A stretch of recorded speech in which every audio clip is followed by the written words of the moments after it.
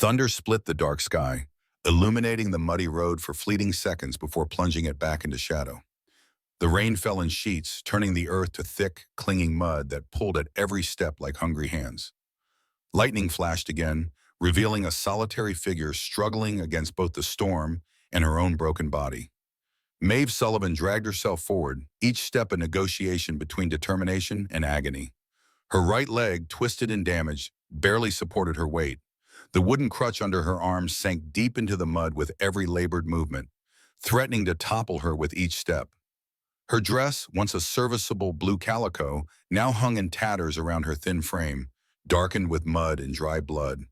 But it was what she clutched against her chest that mattered most. A small canvas bag, soaked through but held with desperate intensity, as if it contained her very soul. Behind her, orange flames punctured the darkness. Torches. And with them came the voices, carried on the wind. "There she goes. The witch can't have gotten far. Find her. She'll curse us all if she escapes." Maeve's breath came in ragged gasps.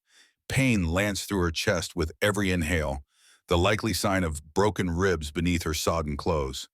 3 days of hiding, of crawling through underbrush, of sleeping in ditches had left her feverish and weak. But the voices behind her, the hatred in them, pushed her forward when her body begged to surrender. Another step. The crutch slipped in the mud.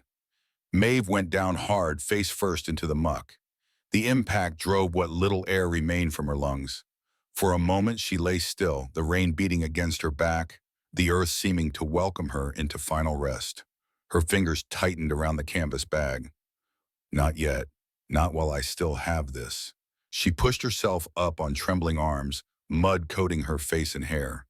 The torches were closer now. She could make out individual voices, men from Drystone, who'd been happy to take her husband's services when he was useful, and equally happy to destroy her when fear took hold. "Check the ravine. She's heading for the Dawson place." Maeve crawled forward, dragging her damaged leg behind her. The crutch was somewhere in the mud, lost now. She'd almost reached the rise of the hill when the thunder came again, but this time it wasn't from the sky. It was a gunshot. The voices behind her fell suddenly quiet. "That's far enough," came a new voice, low and hard as iron. "Turn around and head back to town." Maeve looked up. Lightning illuminated the scene in harsh white light. A tall figure on horseback at the crest of the hill. Rifle raised to shoulder, the barrel aimed steadily at the group of men below. The rain streamed off the brim of his hat and the shoulders of his long coat. "This ain't your business, Dawson," one of the men called out. "That woman's dangerous." "A half-dead woman with one good leg against 6 men with torches," the rider replied, voice flat with contempt. "Real dangerous. She brought the drought. William Sullivan's wife. She—" The rifle cracked again, the bullet kicking up mud inches from the speaker's feet. The man jumped back with a yelp. "Next one won't miss," the rider said quietly. "Go home." There was muttering, shuffling. The torches wavered, then began to move away. "This ain't over, Dawson. We'll be back when you're seeing clearer." The horseman didn't respond, just sat motionless in the rain until the last torch disappeared into the darkness. Only then did he turn his attention to Maeve, still half sprawled in the mud below him. He nudged his horse forward, and Maeve could see him properly for the first time. Cole Dawson was a hard-carved figure of a man, all sharp angles and watchful stillness. His face, shadowed by his hat, revealed little beyond a strong jaw darkened with several days' stubble. But his eyes, cold and alert as a wolf's, took in everything. "Can you stand?" he asked. Maeve tried to push herself up, but her arms gave way. "I don't need your pity," she managed, her voice barely audible above the rain. "Good," he replied flatly, "because I ran out of that a long time ago." Without further discussion, he dismounted in a single fluid motion, his boots landing heavily in the mud. Before Maeve could protest, he'd hoisted her up and placed her on his horse. Her canvas bag remained clutched against her chest. Cole gave it a curious glance but said nothing as he swung back into the saddle behind her. "Hold on," was all he said before turning the horse back toward the rise. Maeve's consciousness faded in and out during the ride. The warmth of another human body behind her, the steady rhythm of the horse beneath, these sensations had become so foreign that they seemed dreamlike. The rain continued to fall, but less violently now, as if the storm too was exhausting itself. Through half-closed eyes, she saw the Dawson place emerge from the darkness. A simple wooden cabin with a sagging porch, a weathered barn, and a half-dug well surrounded by piles of earth. No lights shone from the windows. No smoke rose from the chimney despite the chill. It was a place as austere and unwelcoming as its owner. Cole dismounted and lifted Maeve down with surprising gentleness, but his face remained impassive, giving away nothing. "Barn's there," he said, nodding toward the structure. "Horse kicks. Stay clear of her." He half-carried, half-dragged Maeve across the muddy yard and into the barn. The sudden absence of rain seemed deafening. Inside, the air smelled of hay and horse and old leather. Cole propped Maeve against a support beam and lit a lantern that hung from a nail. Yellow light spread through the space, revealing a neat but sparse interior. "Wait here," he instructed, as if she had any choice in the matter. When he returned, he carried a bucket of water, a ragged but clean blanket, and what appeared to be a bottle of whiskey. He set them down beside her without ceremony.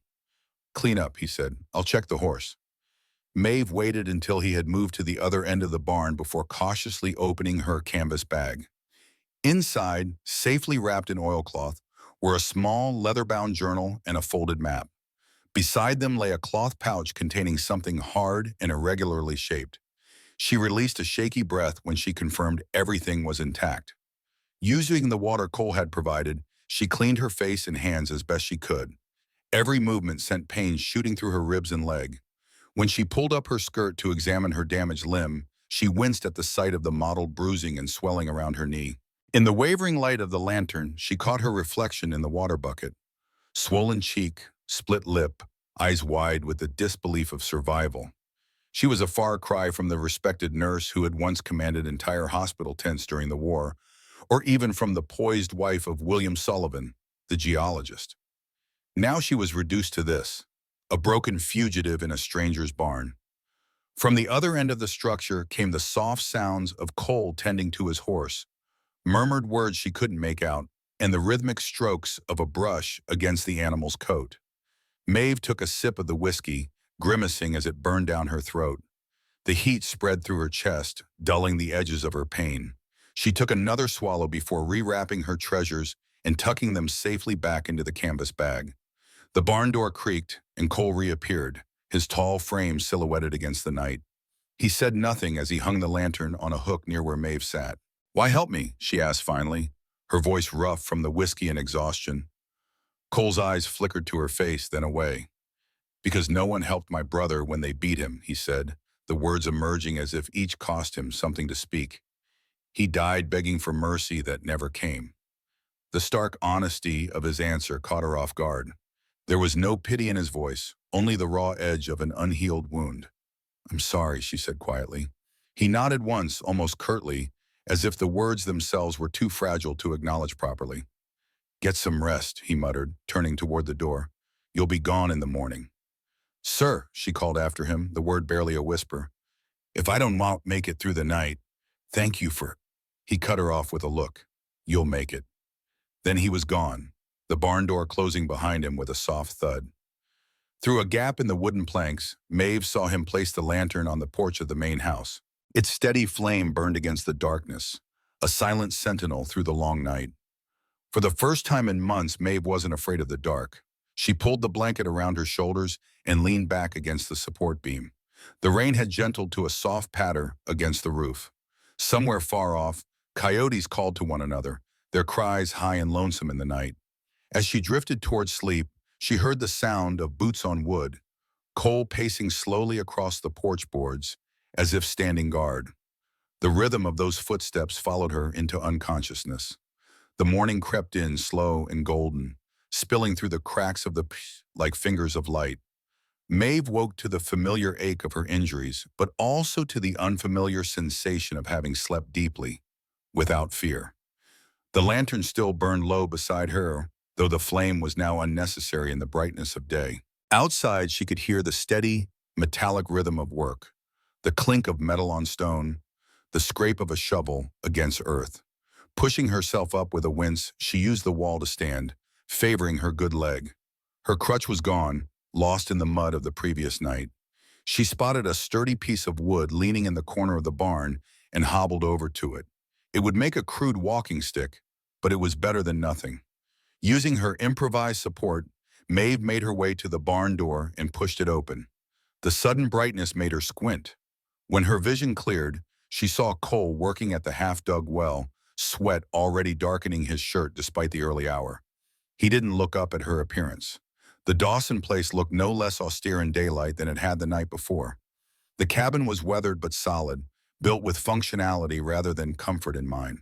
A vegetable garden, struggling in the drought but still maintaining a few hardy plants, stretched along one side. Beyond the property, the parched hills of Silver Creek Valley rolled away toward distant mountains, the land thirsting visibly under a sky of relentless blue. Leaning heavily on her makeshift cane, Maeve made her way slowly toward the well where Cole worked. She stopped at a respectful distance, observing. His digging had taken the hole down about 15 feet, but the earth at the bottom remained dry and unyielding. Beside the well lay papers, rough sketches and calculations that looked to be related to water sourcing. Maeve studied them with professional interest. "You're digging in the wrong place," she said, the words escaping before she could consider their wisdom. Cole stopped his work and looked up, his expression darkening. "I didn't ask your opinion. The underground water doesn't flow where you think it does," Maeve continued, gesturing toward his calculations. "You're following old survey lines. They're incorrect." He climbed out of the well in 3 powerful movements, his face tight with annoyance. "And you know this how, exactly?" Maeve hesitated, then reached a decision. "My husband was William Sullivan. He was a geologist. He made his living finding water and minerals." She paused. "And that's why they wanted to kill me, because of what he found before he died." Something flickered in Cole's eyes. Recognition, perhaps, or the shadow of an old memory. "Sullivan," he repeated, "the one who worked the Silver Creek surveys last year." Maeve nodded. "Before the drought got this bad." Cole studied her for a long moment, as if reassessing her entirely. His gaze shifted to her canvas bag, which she still kept close. "You have his papers," he stated rather than asked. "Some of them." She met his gaze directly. "Enough." Cole wiped sweat from his brow with his forearm, leaving a streak of dirt across his forehead. He glanced at the barren landscape around them, then back to the well, frustration evident in the tightness of his jaw. "Show me," he said finally. Maeve lowered herself carefully to the ground beside his papers. From her bag, she withdrew the journal and opened it to a specific page, where William had sketched the underlying geology of the valley. Her finger traced a line that diverged from the official survey marks. "The water table shifted after the last big earthquake. Most of the old maps don't account for it. You need to move your well about 30 yards that way, near the large oak." Cole looked from the drawing to the tree she indicated, his expression unreadable. "You got proof of this?" "I watched my husband find water for 12 different farms in this valley. His methods worked." Her voice softened. "Until someone decided they shouldn't." Something in her tone must have convinced him. Without a word, Cole gathered up his tools and began walking toward the oak tree. Maeve struggled to her feet and followed, moving slowly with her improvised cane. "I can help," she said. "I assisted him on many surveys." Cole gave a skeptical glance at her injured leg. "I don't need 2 good legs to read the land," she said with quiet dignity. They spent the morning relocating the well site. Cole did the physical work of marking the new location and beginning to dig, while Maeve provided guidance based on her husband's notes. They worked in relative silence, speaking only when necessary about the task at hand. As the sun climbed higher, the heat became oppressive. Maeve's strength began to waver, though she tried to hide it. Cole noticed. "Inside," he said abruptly. "There's water in the kitchen. Food too, if you can find it." It wasn't an invitation so much as an instruction, but Maeve recognized it as a concession nonetheless. She nodded and made her way slowly toward the cabin. The interior was as spare as the exterior had suggested. A single main room served as both kitchen and living area, with a small table, 2 chairs, a cast-iron stove, and a few shelves of basic provisions. A narrow doorway led to what appeared to be a bedroom, though Maeve didn't venture to look inside. She found a tin cup and dipped it into the water barrel by the door, drinking deeply. The cabin was cool compared to the outside, but had the feel of a place where little living happened, merely existing. No pictures hung on the walls, no books sat on shelves. The only personal item she could see was a weathered Bible on the table, its spine cracked from use. Looking out the window, she could see Cole still digging.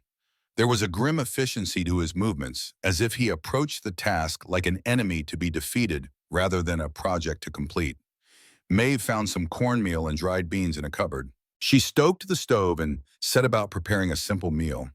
It gave her hands something useful to do, and she suspected Cole hadn't eaten a proper breakfast.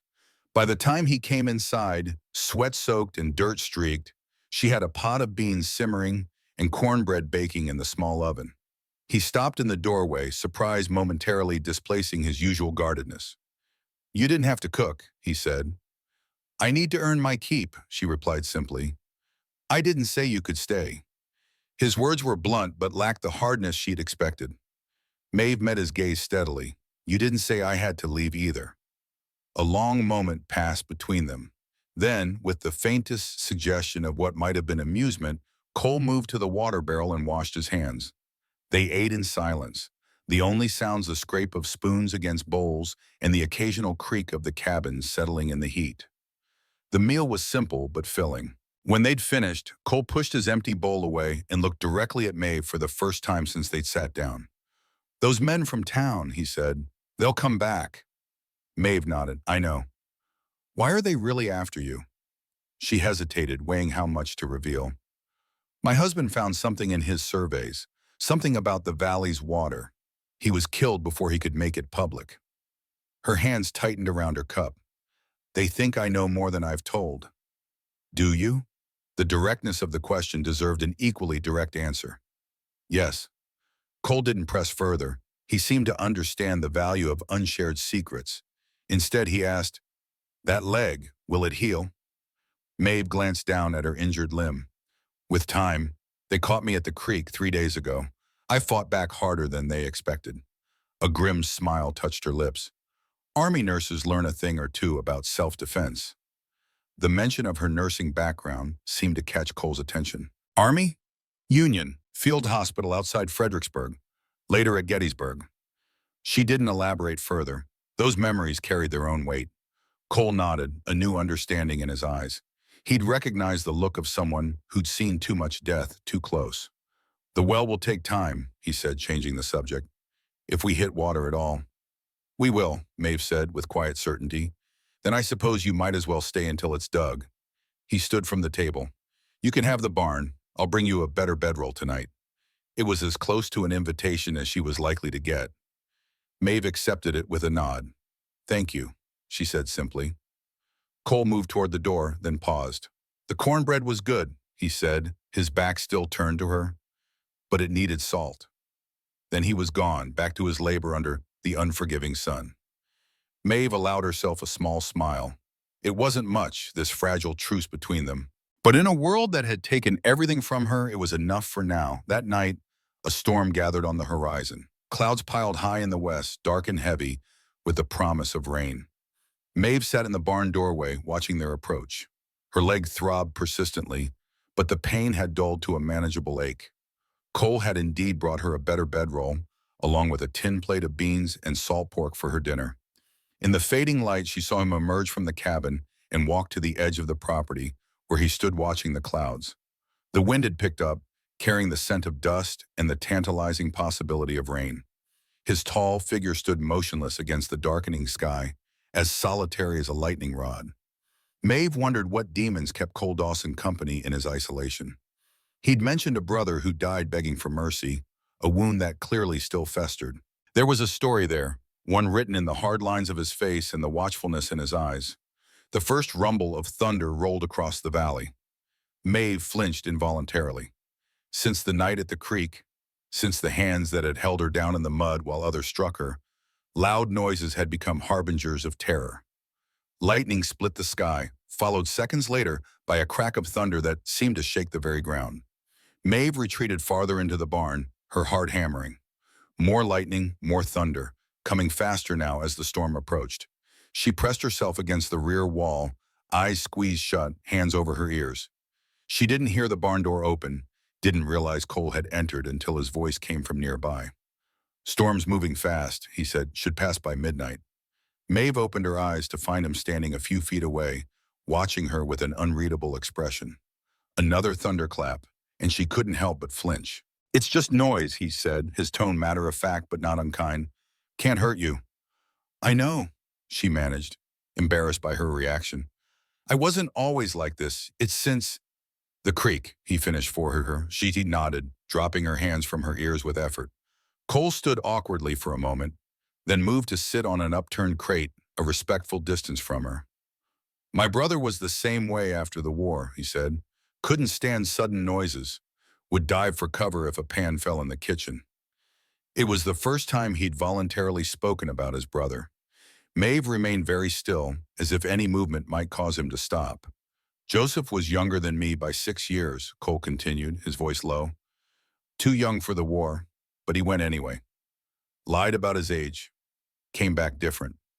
His eyes were focused on something distant, something only he could see.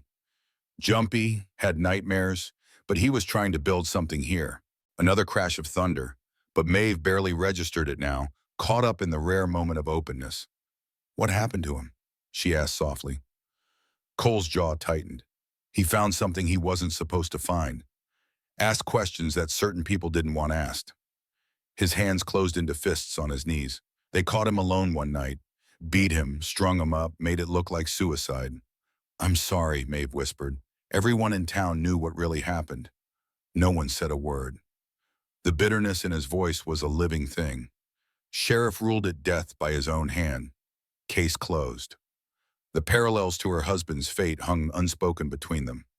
Maeve understood now why Cole had intervened the previous night, why he'd placed himself between her and danger. He'd been unable to save his brother. Perhaps saving her offered some small redemption. "When did it happen?" she asked. 5 years ago now." Cole's voice was flat. Joseph was 27. The rain had begun in earnest, drumming against the barn roof. The sound filled the silence that followed his words. "My husband died last winter," Maeve said finally. "They said it was an accident at the mining site. A cave-in." She gave a bitter smile. "Convenient how these accidents happen to men who ask too many questions." Cole's eyes met hers, and for a moment a current of understanding passed between them. Two souls acquainted with the same particular grief. "The drought's not natural," Maeve said softly. "That's what William discovered. Someone's been redirecting the underground water flows, diverting the water from Silver Creek Valley to benefit the mining operations in the north." Cole's expression sharpened. "Can you prove it?" "William did. It's all in his papers." She nodded toward her canvas bag. Maps, calculations, water samples. Evidence that the Harlow Mining Company built underground channels to redirect the water table. "Thaddeus Harlow, the mayor?" Maeve nodded. "The same. His company's been buying up failed farms for pennies on the dollar.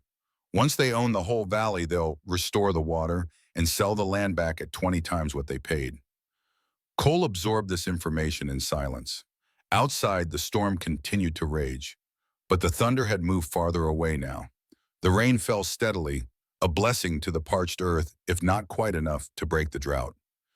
"Why did you come to Silver Creek?" Cole asked finally.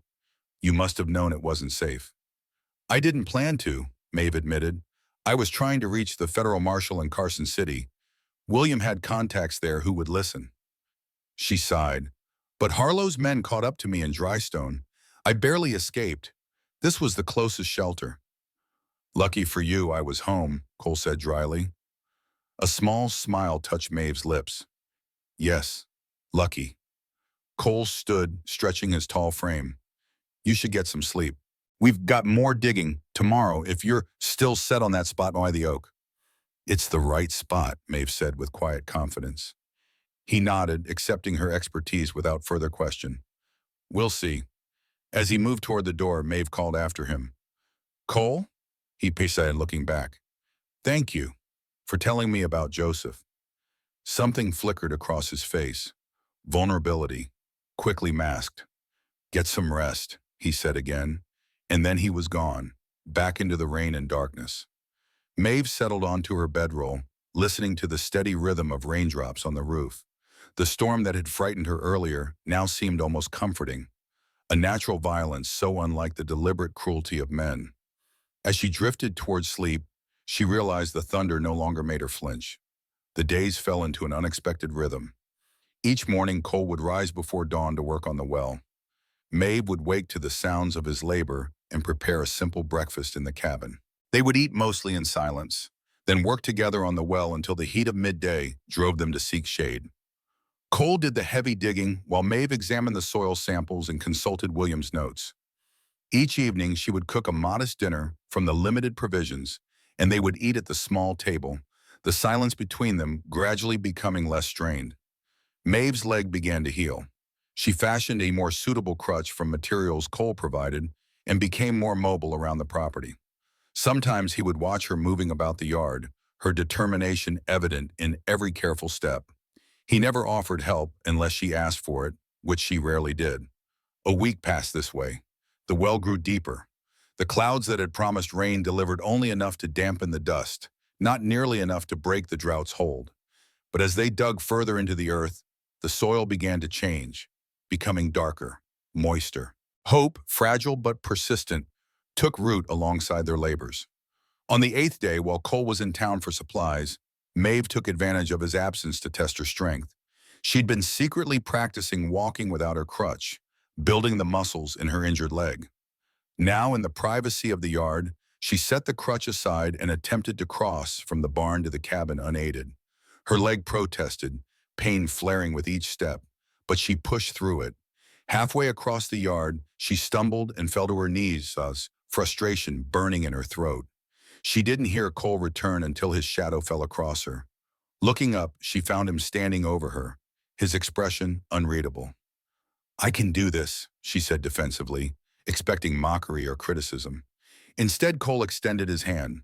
When she hesitated, he said quietly, "I know you can, but there's no shame in accepting help while you're learning to stand again." The words struck her deeply. She took his offered hand, allowing him to help her to her feet. He kept his grip until she was steady, then released her. "You think strength is only in standing alone," he observed. Maeve blinked, surprised by the insight. "Sometimes it's in still fighting to stand," he continued, his voice softer than she'd ever heard it, "even when you need help to do it." Before she could respond, he turned away, carrying his supplies toward the cabin. Maeve watched him go, something shifting in her understanding of this solitary wounded man. That evening, they sat on the cabin's porch, watching the sunset paint the valley in hues of gold and copper. A hawk circled lazily overhead, riding the thermals in wide, graceful arcs. "Did you get everything you needed in town?" Maeve asked, breaking the comfortable silence. Cole nodded, "and heard plenty I didn't need to hear." "Gossip?" "About us," he confirmed. "Seems word has spread about the crippled stray I took in." Maeve winced at the description. "I'm sorry to bring trouble to your door." "People will always talk," Cole said with a shrug. "I stopped caring what this town thinks of me a long time ago." "Still," Maeve said, "I should move on soon. The marshal in Carson City still needs to see William's evidence." She paused. "Once the well is finished." Cole turned to look at her, his eyes searching her face. "And if we find water, what then?" The question caught her off guard.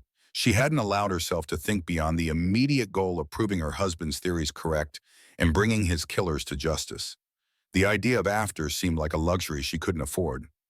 "I don't know," she admitted. "I haven't had a home since William died." Cole nodded, understanding in his silence.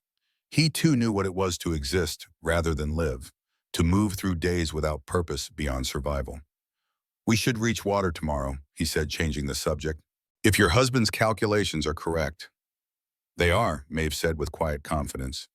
Then, after a moment's hesitation, "William would have liked you. He respected men who worked with their hands, who understood the land." A ghost of a smile touched Cole's lips, "And I would have respected a man who understood what lay beneath it." It was the closest thing to warmth Maeve had seen from him. In the fading light, with his face softened by the golden hour, she could glimpse the man he might have been before grief and solitude had hardened him. They sat in companionable silence as the first stars appeared in the darkening sky. Neither felt the need to fill the quiet with words. Later, as Maeve made her way back to the barn for the night, She realized that for the first time since William's death, she had spent an entire day without being haunted by fear. The next day dawned clear and hot, the sun already fierce by mid-morning. Cole and Maeve worked with renewed determination, sensing they were close to their goal. The soil at the bottom of the well had grown increasingly damp. Cole dug steadily, passing buckets of earth up to Maeve, who examined each for signs of what lay beneath. Just before noon, Cole's shovel struck something that wasn't earth, something that glinted in the sunlight. "What is it?" Maeve called down. Cole bent to examine his find, brushing away the soil. When he straightened, he was holding what appeared to be a small piece of metal. "Bring me up," he said, his voice oddly tight. Once on the surface, he showed Maeve what he'd found, a tarnished brass button with an eagle insignia. "Army," she said, recognizing it immediately. "Union cavalry by the look of it." Cole nodded, his face grim. Joseph had a uniform coat with buttons like this, kept it from his service days. He turned the button over in his palm. He was wearing it the night he disappeared. Maeve's breath caught. "You think?" "I think we're digging in exactly the place my brother found something he wasn't supposed to find." Cole's eyes met hers, hard with realization. "And I think I know now what got him killed." He held up the button, sunlight catching on its worn surface. "Joseph was digging a well too, right here by this oak. He must have found evidence of the water diversion. And if Harlow's men caught him in the act..." Maeve didn't need to finish the thought. Cole's jaw tightened. They made it look like suicide, but they buried evidence here. Evidence that would have proven what was happening to the valley's water. He pocketed the button and picked up his shovel with renewed purpose. "We keep digging." They worked through the heat of the day, stopping only to drink water and wipe sweat from their brows. As the sun began its westward slide, Cole's shovel hit something solid once more. This time the sound was different. Not the ping of metal, but a hollow thud. "There's something down here," he called up. "Some kind of wooden structure." Carefully, he cleared away more earth, revealing weathered planks fitted together to form what appeared to be a channel. Water, a small but steady trickle, was flowing through it. "Maeve," he called, excitement breaking through his usual reserve. "You need to see this."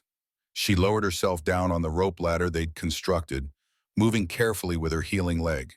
When she reached the bottom, Cole steadied her with a hand on her elbow, then pointed to his discovery. "An artificial channel," she breathed, kneeling to examine it, just like William described in his notes. The wooden structure was cunningly crafted, designed to intercept and redirect underground water flows. It sloped gently away from the valley, carrying precious water to some distant destination. "This proves everything," Maeve said, looking up at Cole with shining eyes. "This is what William was trying to expose. What Joseph must have found." Cole nodded, his expression a complex mixture of vindication and renewed grief. "And now we know exactly why they had to die." They climbed back to the surface, both quiet with the weight of their discovery.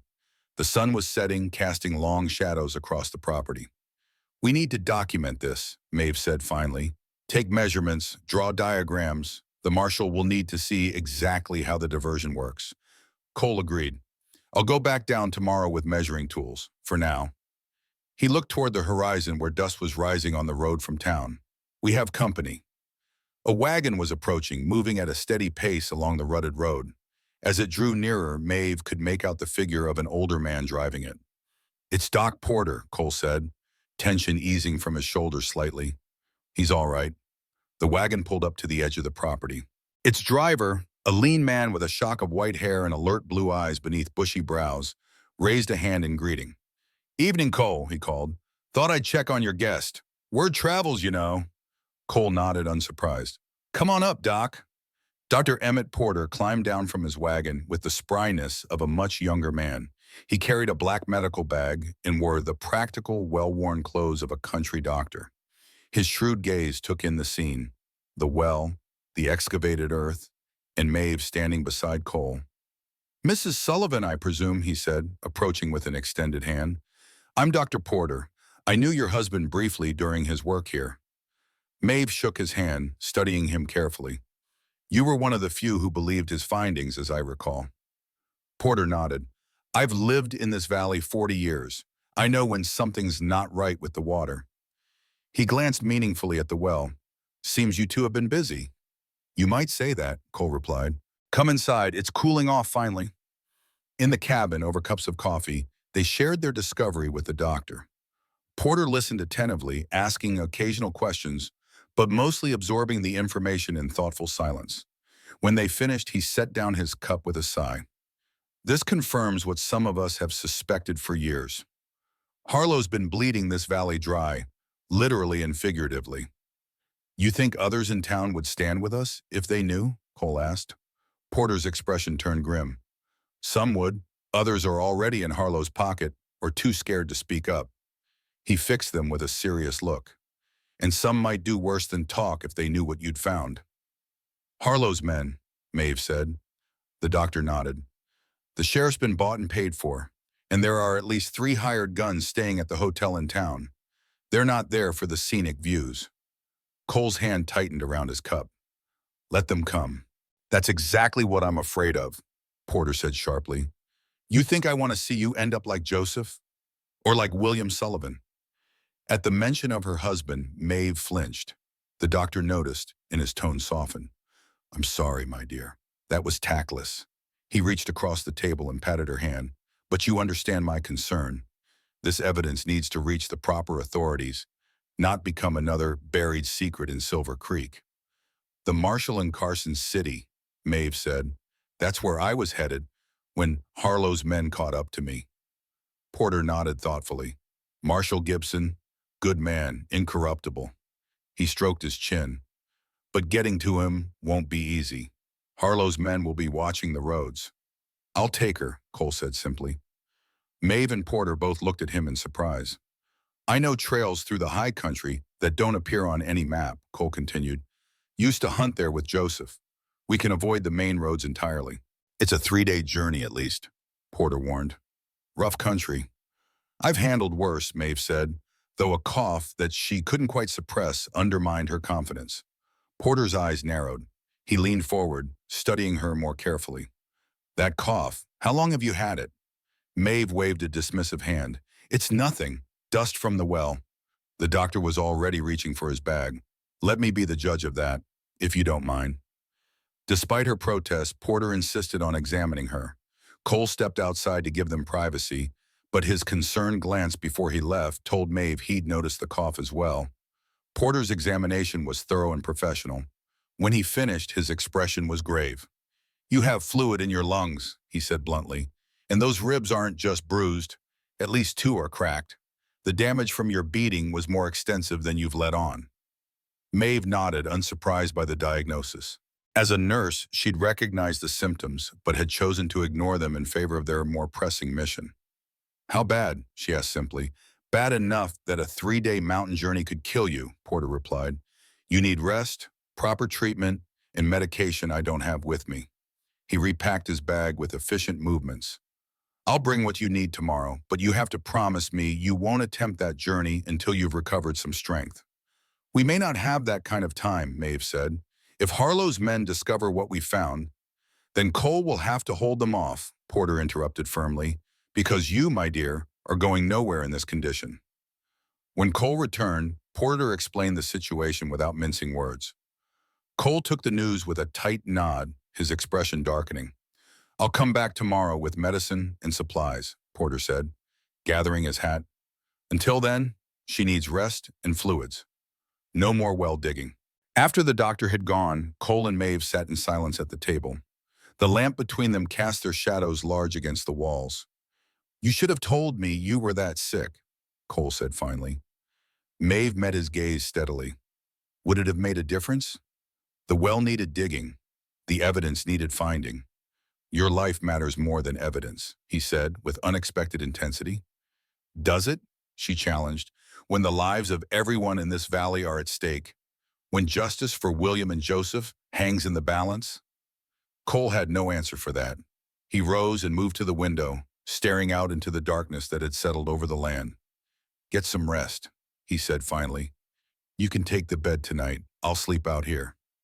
Maeve started to protest, but a sudden fit of coughing doubled her over. When it passed, she found Cole standing beside her, a hand hovering near her shoulder as if unsure whether to offer comfort. Please, he said quietly, take the bed. Too exhausted to argue further, she nodded. As she passed him on her way to the bedroom, she paused. "Cole," she said softly, "we're close now, so close to proving everything William and Joseph died for. We can't give up." He met her eyes, something fierce and protective kindling in his gaze. "We won't," he promised, "no matter who comes." In the small bedroom, Maeve sank onto the narrow bed. The sheets smelled of cedar and sunlight. On the simple wooden stand beside the bed sat a single photograph in a tarnished frame. A young man in a Union uniform, his smile bright and uncomplicated. Joseph Dawson, before the war, before whatever demons had followed him home. Maeve touched the frame gently. "We'll make it right," she whispered to the smiling face. "For both of you."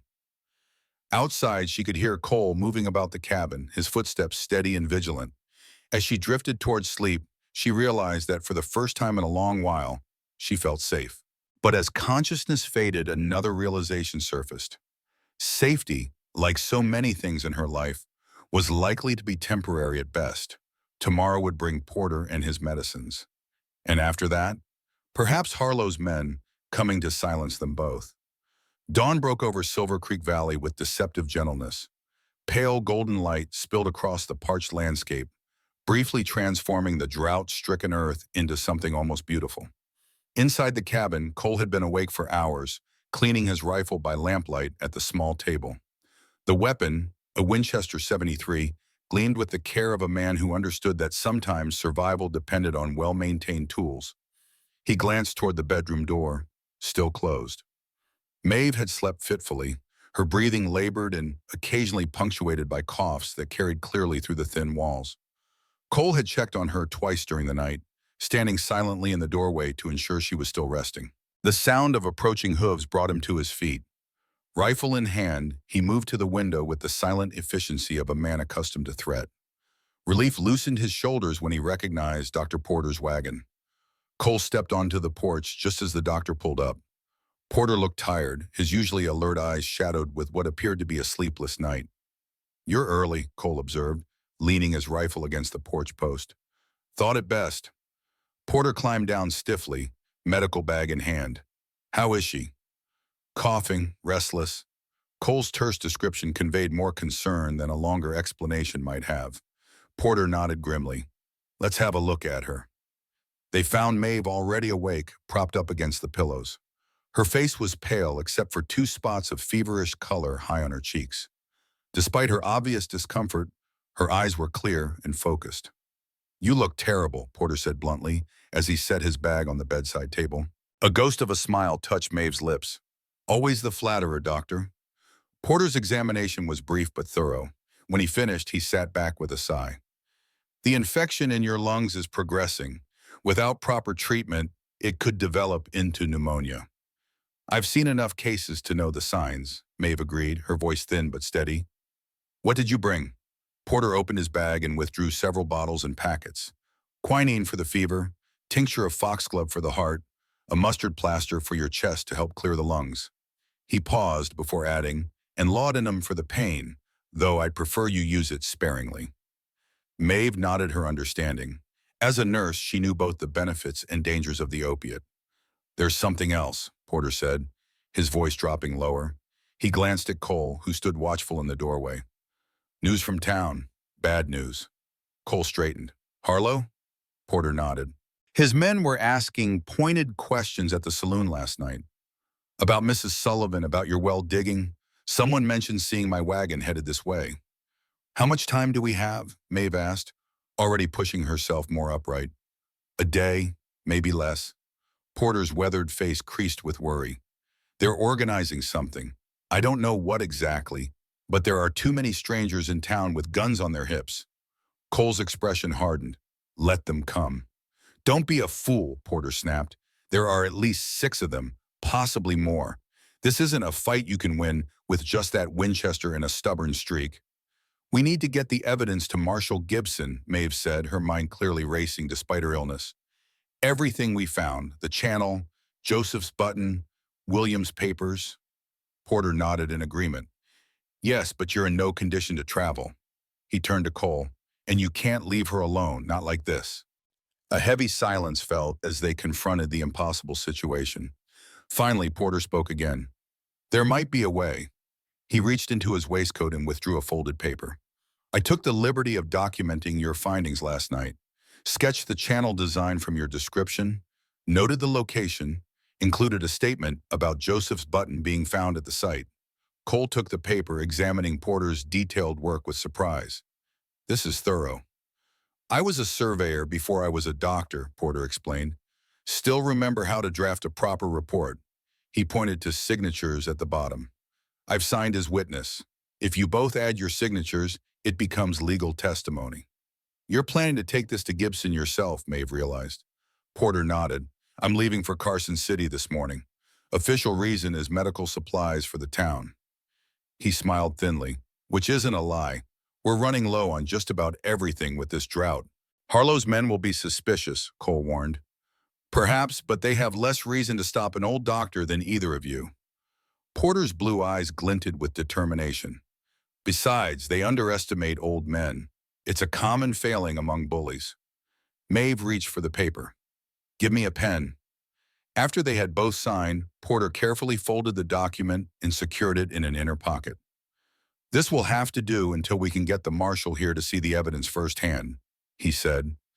In the meantime, you two need to focus on staying alive and recovering. He fixed Cole with a stern look. That means no heroics, Dawson. If Harlow's men come in force, you retreat. The barn has that hidden cellar Joseph built, doesn't it? Cole nodded reluctantly. Root cellar, entrance is under the hay storage. Good. Stock it with provisions. If trouble comes, that's where you hide. Porter began repacking his bag. I should reach Carson City in 2 days if the weather holds. Gibson will need another day to organize a proper force, so you need to hold out for 3 days, maybe 4. The task seemed monumental given Maeve's condition and the odds against them, but there was no alternative. Cole walked Porter back to his wagon while Maeve took the first dose of medicine. Outside, away from Maeve's hearing, Porter gripped Cole's arm. She's stronger than she looks, but that infection is serious. Keep her warm, make her drink, and apply the mustard plaster exactly as I've instructed. I will, Cole promised. Porter studied him for a moment. You care about her. It wasn't a question, but Cole answered anyway. She's fighting the same battle Joseph was. That means something. It's more than that, Porter observed quietly. And it's good. You've been alone too long, son. Before Cole could respond, Porter climbed into his wagon. 3 days, he reminded. Keep her alive. Keep yourself alive. Help is coming. Cole watched the wagon disappear down the road, dust rising in its wake. The sun was fully up now, the day's heat beginning to build. He stood motionless, scanning the distant hills with narrowed eyes before turning back to the cabin and the woman within, a woman whose life now rested partly in his hands. By midday, Maeve's fever had risen despite the quinine. Cole prepared the mustard plaster according to Porter's instructions and hesitated at the bedroom door. I need to apply this to your chest, he said awkwardly. Maeve, lucid despite the fever, understood his discomfort. I'll manage the front. You can help with my back. He nodded, grateful for her practicality. She had been a battlefield nurse, after all. Such necessities would not embarrass her. When the plaster was applied, he helped her into a clean shirt he'd found, one of his own, far too large but soft from wear. Her own dress, torn and stained from her ordeal, lay discarded on the floor. Thank you, she murmured, settling back against the pillows. The pungent smell of mustard filled the small room.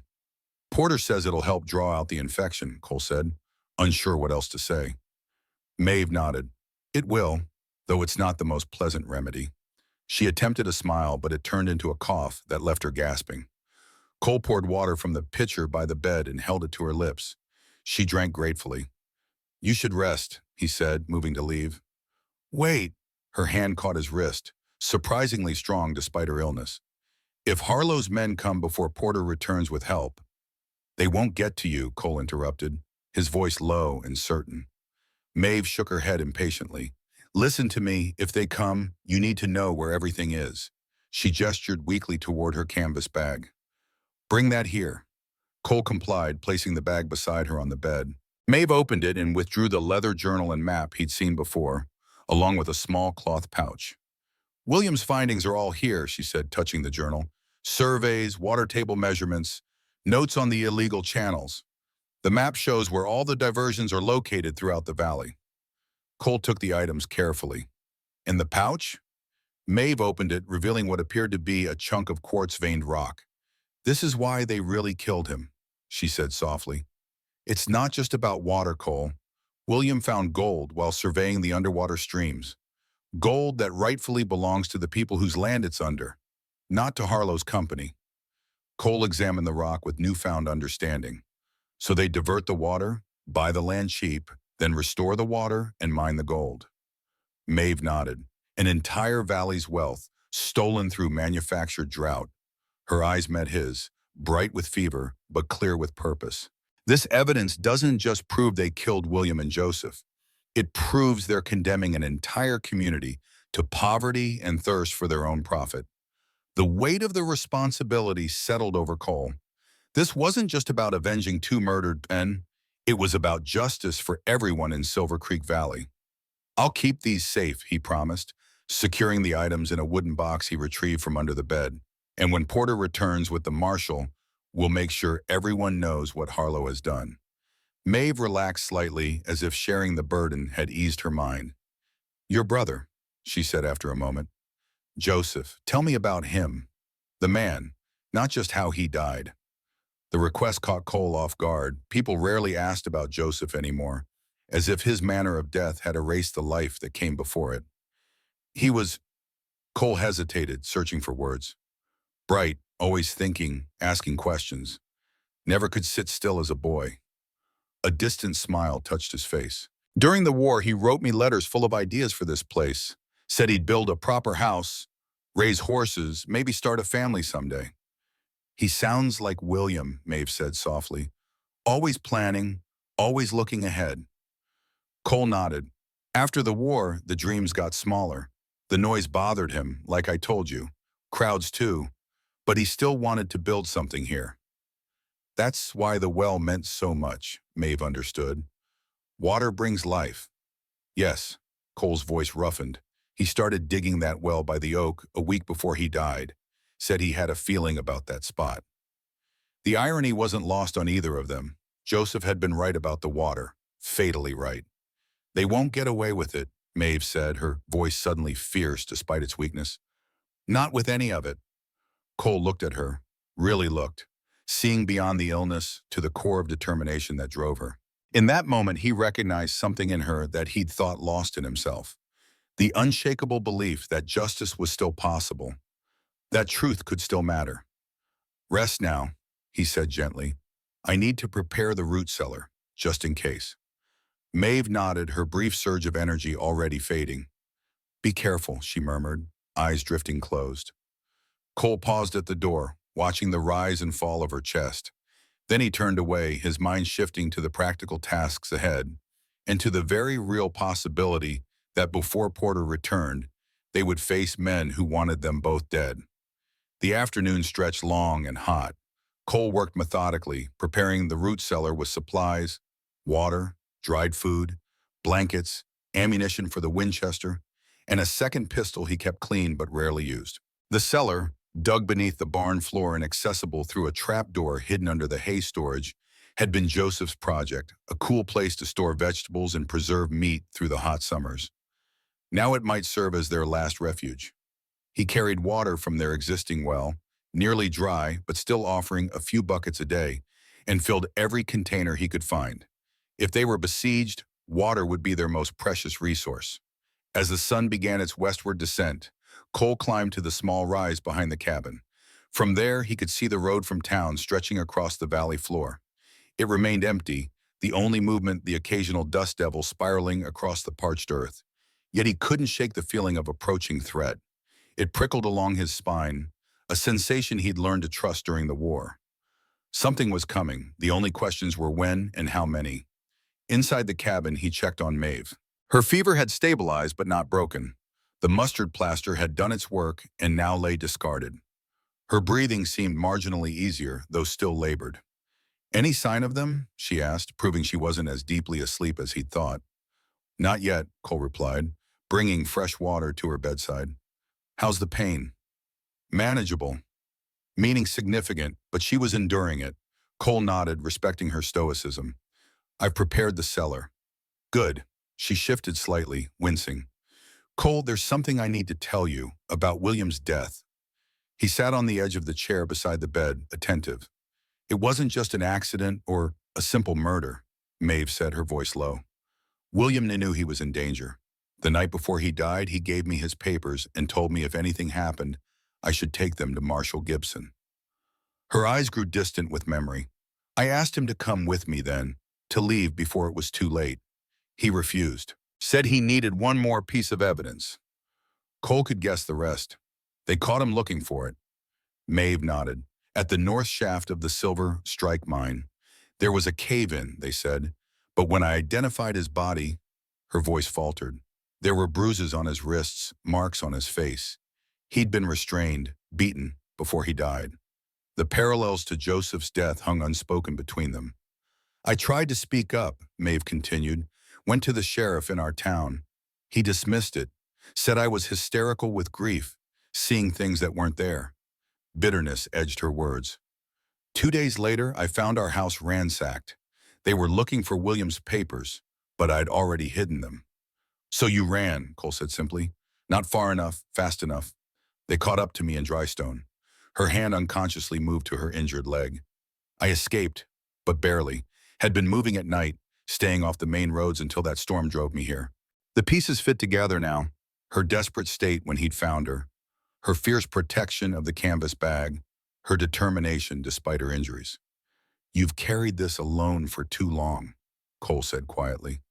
Something shifted in Maeve's expression, surprise, perhaps, at being truly seen and understood.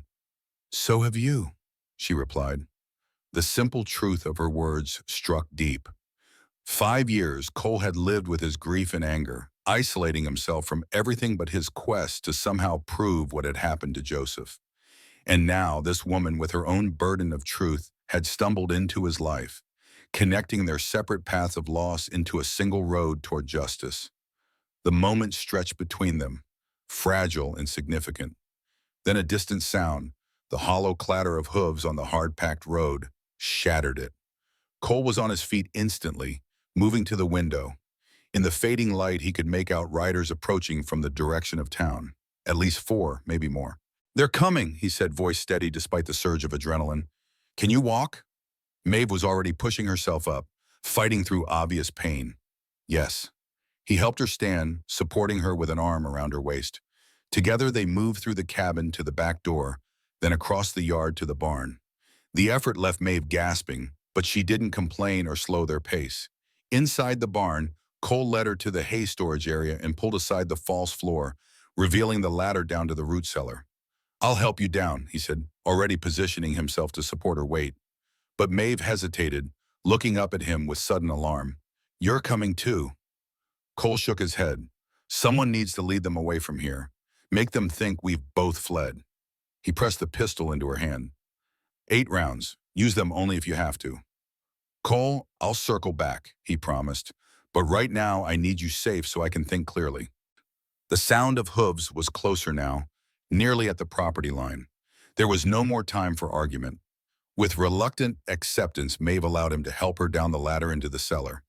The space was small but secure, with earthen walls and the provisions Cole had stocked earlier. 3 days, he reminded her, echoing Porter's words. Help is coming. Before she could respond, he closed the trap door and covered it with hay. Then he moved swiftly across the barn, grabbed his rifle, and slipped out the back just as the riders posed up in front of the cabin. From the cover of the oak tree, Cole watched as 5 men dismounted. He recognized Sheriff Taylor among them, a man who had conveniently looked the other way when Joseph died. The others were strangers, hard-faced men with the practiced ease of those accustomed to violence. Check the barn, Taylor ordered 2 of the men. Jenkins, with me in the cabin. Patterson, watch the perimeter. Cole melted back into the shadows as the men dispersed. He needed to draw them away from the barn, away from Maeve. Moving silently through the growing darkness, he circled behind the cabin and approached his own horse, tethered in a small corral. The animal nickered softly in recognition. Cole quieted him with a gentle hand, then quickly saddled him. As the men searching the cabin emerged empty-handed, Cole deliberately made a noise, just enough to be heard. There! One of the men pointed toward the corral. Cole mounted in one fluid motion and kicked his horse into a run, breaking cover and tearing across the open ground behind the cabin. Shots rang out, but he was already a difficult target in the dim light, and the distance was growing. "He's getting away," someone shouted. "What about the woman?" another voice asked. "Forget her for now. Get after him." That was Taylor's voice, authoritative and angry. "He's heading for the high country. If he reaches those trails, we'll lose him." Exactly as Cole had intended, he leaned low over his horse's neck, urging more speed as he raced toward the foothills. Behind him, he heard the men remounting, the thunder of pursuit beginning. 5 against 1 weren't odds he'd normally choose, but in the darkness, on land he knew intimately, Cole had the advantage. His plan was simple: lead them on a long chase, lose them in the rugged terrain, then double back to the farm by a route they wouldn't expect. As his horse carried him into the deepening shadows of the hills, Cole spared one thought for Maeve, hidden and alone beneath the barn floor. "Stay safe, I'm coming back." Then he focused entirely on the dangerous game of cat and mouse that had begun. In the root cellar, Maeve listened to the muffled sounds of shouting and gunfire with her heart in her throat. The pistol Cole had given her felt heavy in her hand, solid and lethal. She thumbed the safety off, remembering William's lessons at the shooting range, one of the few activities they'd enjoyed together outside his work. "Just in case," he'd said then, not knowing how prophetic those words would be. The cellar fell silent as the sounds of pursuit faded into the distance. Maeve strained to hear any movement above, any indication that someone had stayed behind to search more thoroughly. Minutes stretched into what felt like hours, but no footsteps crossed the barn floor above her head. She allowed herself to relax marginally, settling against the wall in the least uncomfortable position her injured body would allow. The fever still burned through her, and the exertion of their hasty retreat had left her chest tight and painful. Each breath came with effort. Reaching into her pocket, she found the small envelope of quinine powder Porter had left. She tipped a dose into her mouth, following it with water from the canteen Cole had stocked. The bitterness made her wince, but she knew it was necessary. In the darkness, with only a small lantern Cole had left burning low, Maeve's thoughts turned to the man who had risked himself to protect her. Cole Dawson was not what she had expected. Behind his gruff exterior and apparent isolation lived a man of principle, of deep loyalty.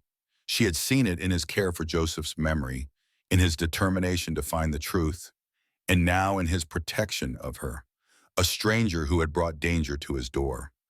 A coughing fit seized her, and she pressed a cloth to her mouth to muffle the sound. When it passed, she tasted blood, a worrying sign, but not unexpected given her condition. The infection in her lungs was worsening despite Porter's treatments.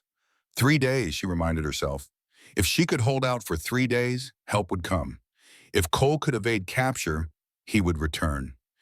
If, a chain of hopes with no certainty. The fever made her thoughts drift. She found herself remembering William. Not his death, but his life. The enthusiasm with which he'd approached his work.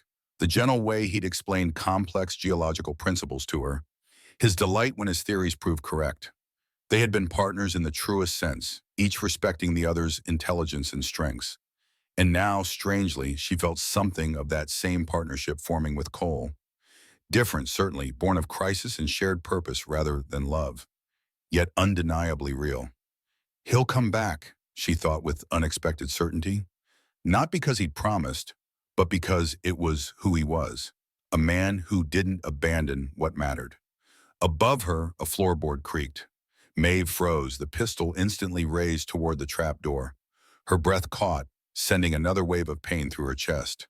More creaking, slow, deliberate footsteps crossing the barn. Not Cole's familiar stride, but something more cautious, searching.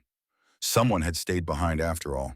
Maeve extinguished the lantern with trembling fingers, plunging the cellar into total darkness. The footsteps continued overhead, methodical in their exploration. She heard the rustle of hay being moved, the scrape of tools being shifted. Then silence, so complete that she could hear her own heartbeat thundering in her ears. A thud directly above her. Someone standing on the trapdoor. Maeve raised the pistol, aiming at the center of the ceiling. If the door opened, she would have only one chance. The weight shifted. More silence. Then unexpectedly, a voice. "Mrs. Sullivan, are you down there?" The voice was low, female, and unfamiliar. Maeve remained perfectly still, not trusting this unexpected development. "My name is Sarah Jenkins. I run the general store in town." A pause. "A reporter sent me to check on you, said if there was trouble, you might be hiding." Still, Maeve didn't respond. This could easily be a trap. "I understand your caution," the voice continued. "I would feel the same, but I want you to know that I believe what Dr. Porter told me about the water diversions. My family's farm is failing because of this drought. If what he says is true, Mayor Harlow is responsible for our suffering." Another pause. "I'm alone. The sheriff and his men rode out after Mr. Dawson. I waited until I was sure they were gone before coming in." Maeve weighed her options. If this woman was telling the truth, she could be an ally. If she was lying, Maeve was cornered either way. "I'm going to open this door," the voice said. "I'm unarmed. If you want to shoot me, that's a risk I'll have to take. But I'd rather help you if I can." The trapdoor lifted slowly, allowing dim light to filter into the cellar. Maeve kept the pistol steady, aimed at the opening. A woman's face appeared. Middle-aged, careworn but kind, with graying hair tied back in a practical bun. She made no sudden movements, keeping her hands visible. "Dr. Porter said you're ill," she said simply. "I brought medicines from my store. Not as good as his, but better than nothing." Slowly, Maeve lowered the pistol. "How do I know you're not working with Harlow?" Sarah Jenkins' face hardened. "That man foreclosed on my brother's farm last month. Bought it for pennies on the dollar at auction. My brother hanged himself 2 days later, leaving a wife and 3 children destitute." The rawness of her grief was unmistakable. "So no, Mrs. Sullivan, I am not working with Thaddeus Harlow." Her eyes softened slightly as she added, "I knew Joseph Dawson, you know, not just as a customer. He helped me keep my books when my eyesight was failing. Smart boy, always had his nose in geological surveys, talking about water patterns." She shook her head, a painful memory crossing her features. "A week before he died, he came to me, nervous-like, asked if I had a safe place to keep some papers, said they were important. I never saw what they contained. He was going to come back for them, but—" She swallowed hard. "They searched my store after his death. Sheriff and Harlow's men. Said they were looking for stolen goods, but I knew what they wanted. They never found his hiding spot. Same place I still keep things I don't want discovered. I've been watching Cole for years, hoping he'd find what his brother was trying to prove. When Porter told me what you two discovered," her voice trailed off meaningfully, "this revelation changed everything." Sarah Jenkins wasn't just a potential ally against Harlow. She was already part of this fight, connected to Joseph in a way that explained her willingness to risk herself out. The truth of her words was written in the lines of her face, in the restrained anger of her voice. Maeve tucked the pistol into her belt. "I could use some help getting up that ladder," she admitted. With Sarah's assistance, Maeve climbed painfully from the cellar. The barn was empty, save for the two of them, the open door showing nothing but darkness beyond. "We should get you to the cabin," Sarah said, supporting Maeve with a surprisingly strong arm. "You're burning with fever." "It's not safe," Maeve protested weakly. "They could come back." "They won't, not tonight. They're determined to catch Mr. Dawson.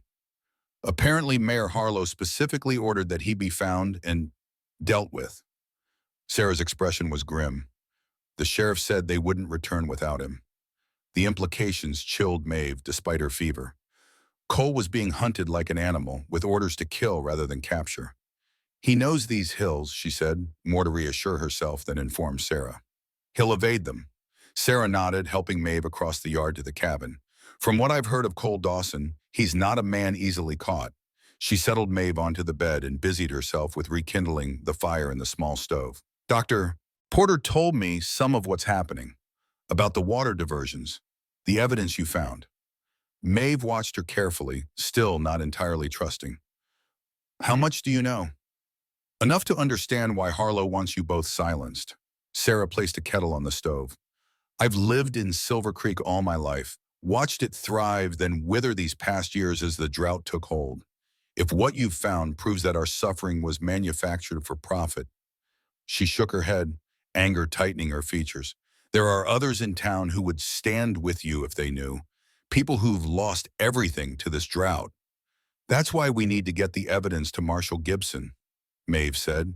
He has the authority to act, to bring federal charges against Harlow and his company.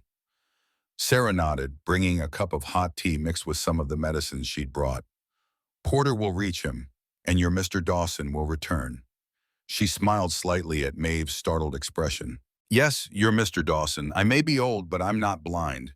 There's something growing between you two, something more than just a shared cause. Maeve didn't deny it. She couldn't, not when Sarah's words resonated with her own unspoken thoughts. He's a good man, she said instead. Better than he believes himself to be. Most good men are, Sarah replied with the wisdom of experience. Now drink this and rest. I'll keep watch for a while. As Maeve sipped the medicinal tea, she gazed out the small window at the star-filled sky. Somewhere out in those dark hills, Cole was fighting to stay alive and to make his way back to her. Be careful, she thought, a silent echo of his own parting words to her. Be careful and come back. Cole pressed himself against the trunk of a pine tree, breathing slowly and silently. 20 yards below him on the narrow trail, two of Taylor's men paused to listen, their horses blowing hard from the steep climb. We're wasting time, one of them growled. He knows these hills too well. Boss said not to come back without him, the other replied. You want to tell Harlow we quit? The first man spat. Harlow ain't my boss. I'm hired through Taylor, and Taylor's a fool if he thinks we'll find this ghost in the dark. They continued down the trail, their voices fading. Cole remained motionless, counting to 100 before moving again. He'd led them on a punishing chase for hours, separating the pursuers, doubling back on his own trail, using every trick he'd learned as a scout during the war. The night was well advanced now, the moon setting behind the western peaks. Soon it would be the darkest hour before dawn, the perfect time to make his way back to the farm undetected. Cole moved cautiously down from his hiding place, leading his horse by the reins. The animal was tired but steady, familiar with the rugged terrain. They traversed a dry stream bed, then began the careful descent toward the valley floor, avoiding the main trails where ambush might wait. His thoughts kept returning to Maeve alone in the cellar. Her condition worried him more than he'd let on. Porter's grim expression had confirmed what Cole already suspected. Without proper care, her infection could become fatal. And now, with Harlow's men actively hunting them, reaching a proper doctor was impossible. The irony wasn't lost on him. After 5 years of solitude, of caring about nothing beyond basic survival, and the distant hope of proving Joseph's murder, he now found himself deeply concerned for a woman he'd known barely 2 weeks. It was unexpected, this reawakening of feelings he'd thought long buried with his brother. A scattering of rocks from somewhere above him interrupted these thoughts. Cole froze, rifle instantly in hand. Silently, he moved into the cover of a boulder, scanning the slope above. A shadow detached itself from the greater darkness, a man picking his way down the hillside. The moonlight caught the gleam of a rifle barrel. Cole had two choices: try to remain hidden and hope the man passed by, or take action to ensure he couldn't report back. The latter option meant either killing the man or somehow restraining him, neither appealing nor practical in the circumstances.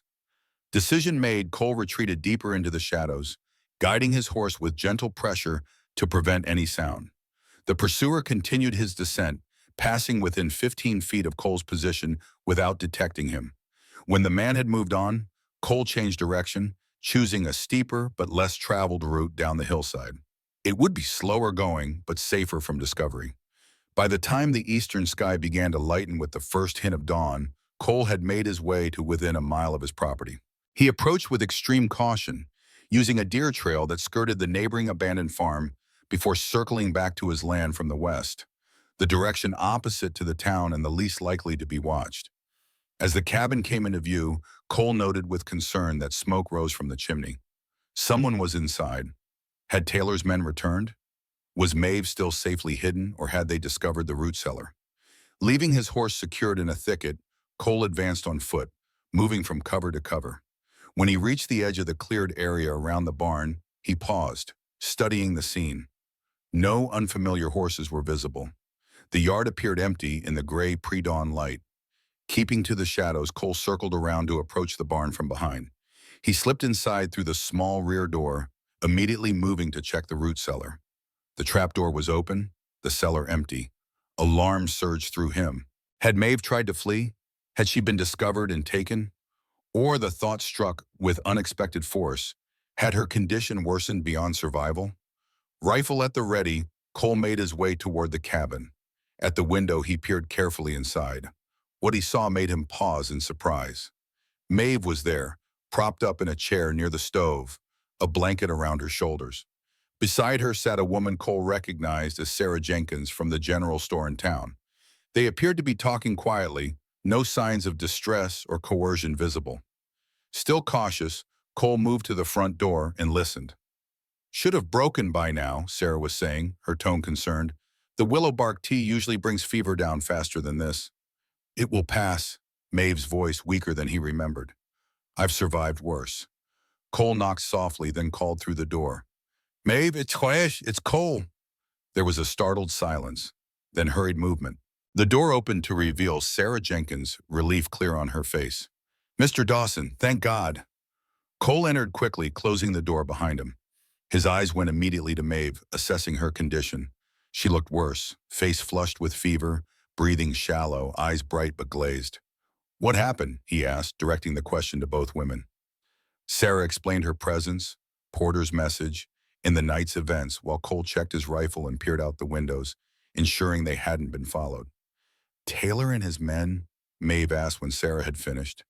"Still searching the hills," Cole replied. "I led them on a long chase. They separated trying to corner me. It'll take them time to regroup and realize I've slipped past them." "But they will return," Sarah said, stating the obvious concern. Cole nodded grimly. "Yes, and with reinforcements most likely." Maeve struggled to sit more upright. "We need to move the evidence, somewhere they won't think to look." "I have a place," Sarah offered. "A hidden cellar beneath my store. Harlow's men have searched my premises twice looking for goods I'm supposedly hoarding. They never found it." Cole considered this. Moving the evidence made sense. Eggs in different baskets. But Maeve was in no condition to travel, and he was reluctant to send all their proof of Harlow's crimes away from their direct control. "We'll divide it," he decided. "Mrs. Jenkins, you'll take William's journal and the map. I'll keep the rock sample and Joseph's button here." He looked at Maeve for confirmation. That way, even if one cache is discovered, the other might remain safe. Sarah nodded, her expression resolute. "I'll keep them where I kept Joseph's papers, in the same hiding place he trusted. No one's found it in 5 years. They won't find it now." Cole's eyes widened slightly at this previously unmentioned connection. "You knew my brother?" "Better than most," Sarah admitted. "He saw what was happening with the water long before anyone else. Just didn't have all the pieces put together like your Mrs. Sullivan's husband did." She looked at Cole with something like maternal affection. "He'd be proud to see you finishing what he started." This explained much about Sarah's immediate willingness to help. She wasn't just a townsperson fed up with Harlow. She was honoring a debt to Joseph's memory. Maeve nodded weakly. "Yes, and Sarah should take my written testimony as well, in case—" She didn't finish the thought, but Cole understood. In case she didn't survive to testify herself. "I'll go into town as usual today," Sarah said. "No one will question my return. I open the store every morning at 8. She glanced at the strengthening light outside. "I should leave soon to avoid suspicion." While Maeve wrote out her testimony with shaking hands, Cole took Sarah aside. "Her condition is worse," he said quietly. Sarah's expression was grave. "Yes, the infection is deep in her lungs. My remedies help with the symptoms, but—" She shook her head. "She needs a real doctor, proper medicines." "Porter won't return for at least 3 days," Cole reminded her. "She may not have 3 days," Sarah replied bluntly. "That fever is dangerous, and she's coughing blood now. If it gets worse—" She didn't need to finish. Cole had seen enough battlefield injuries to know when someone was fighting a losing battle. "I'll do what I can," he promised. When Sarah had gone, taking her portion of the evidence securely hidden in her clothing, Cole returned to Maeve's side. She had exhausted what little strength she had and now lay back in the chair, eyes closed. "You should be in bed," he said gently. A faint smile touched her lips, though her eyes remained closed. "Is that concern I hear, Mr. Dawson?" "Common sense," he replied, but there was no gruffness in his tone. "Help me up," she requested, opening her eyes with visible effort. "I've been sitting too long." Cole supported her to the bedroom, noting with alarm how much of her weight he had to bear, how hot her skin felt even through her clothing. Once she was settled on the bed, he brought fresh water and the medicine Sarah had left. "You're worried," Maeve observed, watching his face as he measured out a dose of willow bark powder. Cole saw no point in denying it. "Yes." "Don't be," she said simply. "Either I'll recover or I won't. Either way, what matters is getting justice for William and Joseph, for everyone Harlow has harmed." Her selflessness in the face of her own suffering struck Cole deeply. This woman, who had endured so much already, remained focused on the greater good rather than her own survival. "Both matter," he said firmly. "Justice and your life." Maeve looked at him with an expression he couldn't quite interpret, surprise perhaps, or a deeper understanding of something neither had put into words. "You've changed since I arrived," she observed quietly. Cole considered this. Maybe. Or maybe I'm remembering who I used to be. And who was that? Someone who believed things could be made right, he admitted. Someone who hadn't given up. Maeve's hand found his, her touch fever-warm but steady. "That man is still here. I've seen him." The moment stretched between them, fragile and significant. Then Maeve's eyes drifted closed, exhaustion claiming her once more. Cole gently withdrew his hand and moved to the window. The morning had fully arrived now, sunlight bathing the drought-stricken land in deceptive gold. Somewhere out there, Taylor and his men were regrouping, preparing to return, and beyond them, Porter was riding toward Carson City in the hope of rescue. It was a race against multiple threats: Harlow's men, Maeve's infection, time itself. Cole checked his rifle, counting the remaining ammunition. Not enough for a prolonged defense, but perhaps enough to buy the time they needed. He looked back at Maeve, now sleeping fitfully on the bed. In her determined face, in her unwavering commitment to justice despite her own suffering, he had found something he thought lost forever: purpose. A reason to fight beyond mere survival or vengeance. Cole settled into the chair beside the bed, rifle across his knees, prepared to stand guard for as long as necessary. Outside, the harsh sun climbed higher, another unforgiving day beginning in Silver Creek Valley. But for the first time in 5 years, Cole Dawson felt something like hope taking root alongside his determination. And that, perhaps, was the most unexpected development of all. Noon arrived with merciless heat. The cabin, with its closed windows and doors, had become stifling despite Cole's efforts to keep it cool. Maeve's fever raged unabated. The willow bark tea and quinine Sarah had provided offered temporary relief at best, and the periods of lucidity between Maeve's feverish dreams grew shorter. Cole placed another cool cloth on her forehead, watching as her eyelids fluttered. Her lips moved, forming words he couldn't hear. "What is it?" he asked, leaning closer. "William," she murmured, clearly caught in some memory or dream. "The north shaft. Don't go alone." Cole gently took her hand. "Maeve, can you hear me?" Her eyes opened, struggling to focus. For a moment, confusion clouded her gaze, then recognition dawned. "Cole," her voice was paper-thin. "How long was I—" "Not long," he reassured her. "A few hours. You should drink." He helped her sit up enough to sip water. The effort of swallowing seemed to exhaust her, but she managed a few mouthfuls before sinking back against the pillows. "Any sign of them?" she asked. "Not yet." Cole had been checking the surrounding area regularly, climbing to the rise behind the cabin for a better view of the approach roads. "But they'll come," Maeve nodded weakly. "Before nightfall, I think. Taylor won't want to admit failure to Harlow." A cough rattled through her chest and she pressed a cloth to her mouth. When she lowered it, Cole saw the telltale stain of fresh blood. "Save your strength," he said, unable to hide his concern. A ghost of a smile touched her lips. "Not much left to save," she admitted. Then with sudden urgency, "The sample, William's rock sample. Where is it?" "Safe," Cole assured her, "hidden with Joseph's button." Show me, she insisted, struggling to sit up. Please. Reluctantly, Cole retrieved the wooden box from its hiding place beneath a loose floorboard under the bed. He opened it, revealing the quartz-veined rock and the brass button side by side. Physical evidence of two connected murders. Maeve reached for the rock with trembling fingers. This cost him everything, she said softly. He was so excited when he found it. Said it proved his theory about the underground streams carrying gold deposits throughout the valley. Cole studied the sample more closely. This came from near my property? Yes, from the channel we found beneath your well. She looked up at him, sudden realization in her fever-bright eyes. Cole, do you understand what this means? It's not just water Harlow is stealing. There's gold under your land, under many properties in this valley. The implications settled over him.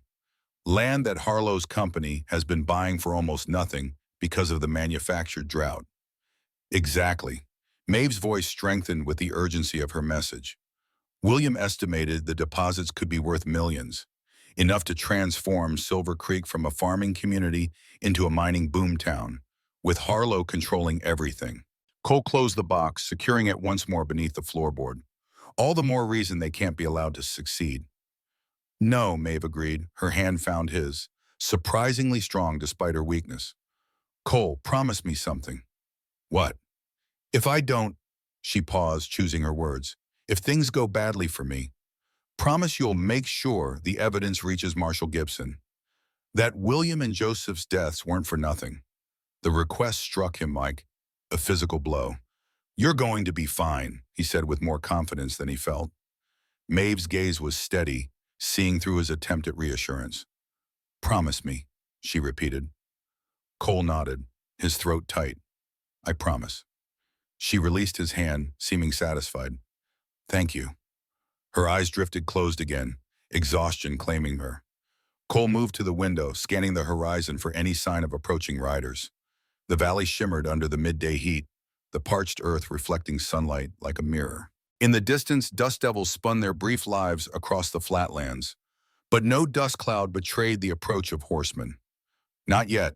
The waiting was perhaps the hardest part. Cole had never been a man of inaction. During the war, even in the worst situations, he'd always had a task, a purpose, a next step to take.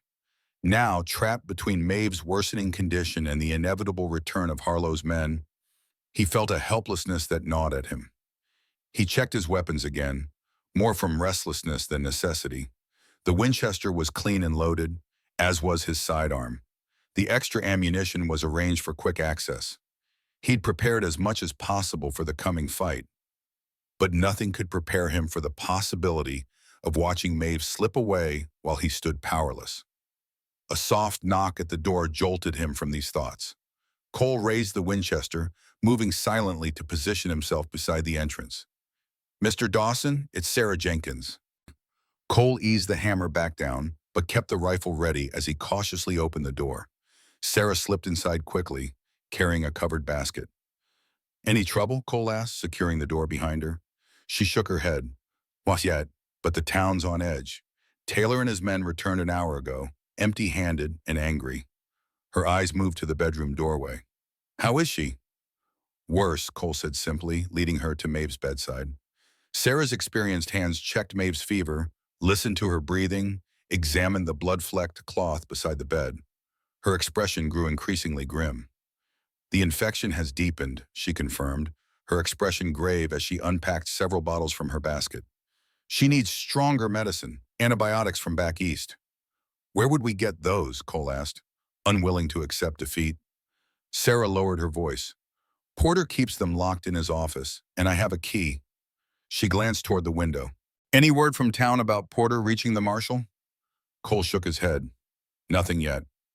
The telegraph lines are down from the storm, Sarah added. But Porter is resourceful. If anyone can get through to Gibson, it's him. Sarah considered him for a long moment. There might be, she said finally, but it's risky, dangerous for all of us. What? Dr. Porter keeps stronger medicines locked in his office, antibiotics from back east, proper quinine, things that might actually fight the infection instead of just easing symptoms. She lowered her voice, though there was no one to overhear. I have a key, He gave it to me years ago for emergencies when he's away. Hope flared briefly, then faltered as Cole considered the practical challenges. Harlow's men will be watching the doctor's office. They'll know it contains things we might need. Sarah nodded. 3 of them were lounging on the porch when I passed earlier, but they don't watch it at night. They return to the saloon after dark. I've seen the pattern. You're suggesting a night raid, Cole realized. Yes. Sarah's expression was determined. I know which medicines to take, where they're kept. I could be in and out in minutes. Cole shook his head. It's too dangerous for you. If you're caught, Harlow would show no mercy, especially now that you've helped us. Then come with me, Sarah countered. Watch my back while I gather what we need. And leave Maeve alone and defenseless? No. Their debate was interrupted by Maeve's voice, weak but clear. I'll be fine, she managed, her eyes open and alert despite the fever. Go, both of you. Cole moved to her side. You heard? Maeve nodded slightly.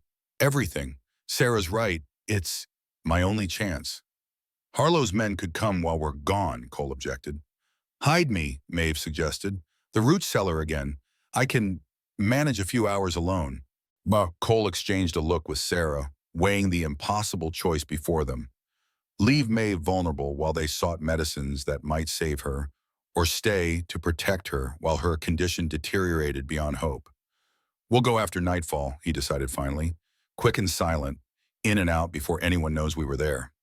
Sarah nodded, relief evident in her expression. I'll return at dusk. We should move after midnight, when the town is quietest. After Sarah left, Cole helped Maeve take small sips of broth, trying to maintain what little strength she had left.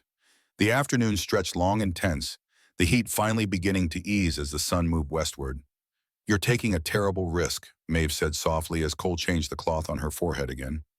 Worth taking, he replied simply. She studied his face as if memorizing each line and angle. Why bien, a few weeks ago you didn't know I existed. Cole considered the question, searching for an answer that encompassed the complex shift in his world since Maeve had appeared on his doorstep. Before you came, he said slowly, I was just existing, not living, waiting for something I couldn't name. He met her gaze directly. You reminded me there are still things worth fighting for, people worth protecting. Maeve's eyes softened. You were always that man, Cole. You just forgot for a while. The simple truth of her words settled deep within him.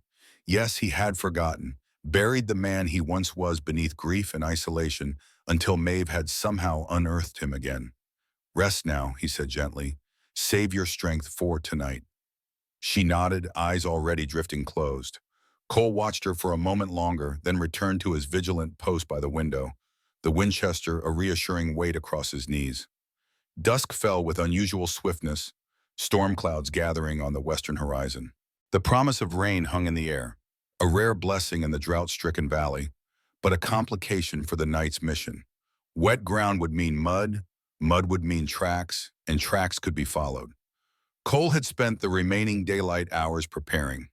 He'd moved Maeve to the root cellar beneath the barn, making her as comfortable as possible with blankets, water, and the pistol within easy reach. The trap door was concealed beneath hay, but accessible enough that she could escape if necessary. 4 hours, he had promised her. We'll be back before dawn. Sarah arrived as the last light faded, dressed in dark clothing with a shawl covering her distinctive gray hair. She carried a small lantern, shielded to emit only the faintest glow. Town's quiet, she reported. Taylor and 2 men left riding north an hour ago, toward the county seat, probably reporting their failure to Harlow. How many stayed behind, Cole asked, checking his sidearm one last time. At least 3 at the saloon, maybe more inside the hotel. Sarah's expression was grim but determined. We'll need to be careful passing the sheriff's office. Deputy Whitaker has taken to sleeping there since Taylor's have been busy with Harlow's business. Cole nodded, absorbing this information. We'll take the back roads, stay in shadow. They set out on foot, Cole judging it less conspicuous than horseback. The gathering clouds worked in their favor, blocking moonlight and deepening the darkness. They skirted the main approach to town, instead cutting across fields and using dried creek beds for cover. The small community of Silver Creek appeared deserted as they approached from the east. Only the saloon showed signs of life, yellow lamplight spilling from its windows, and the occasional burst of laughter breaking the night's silence.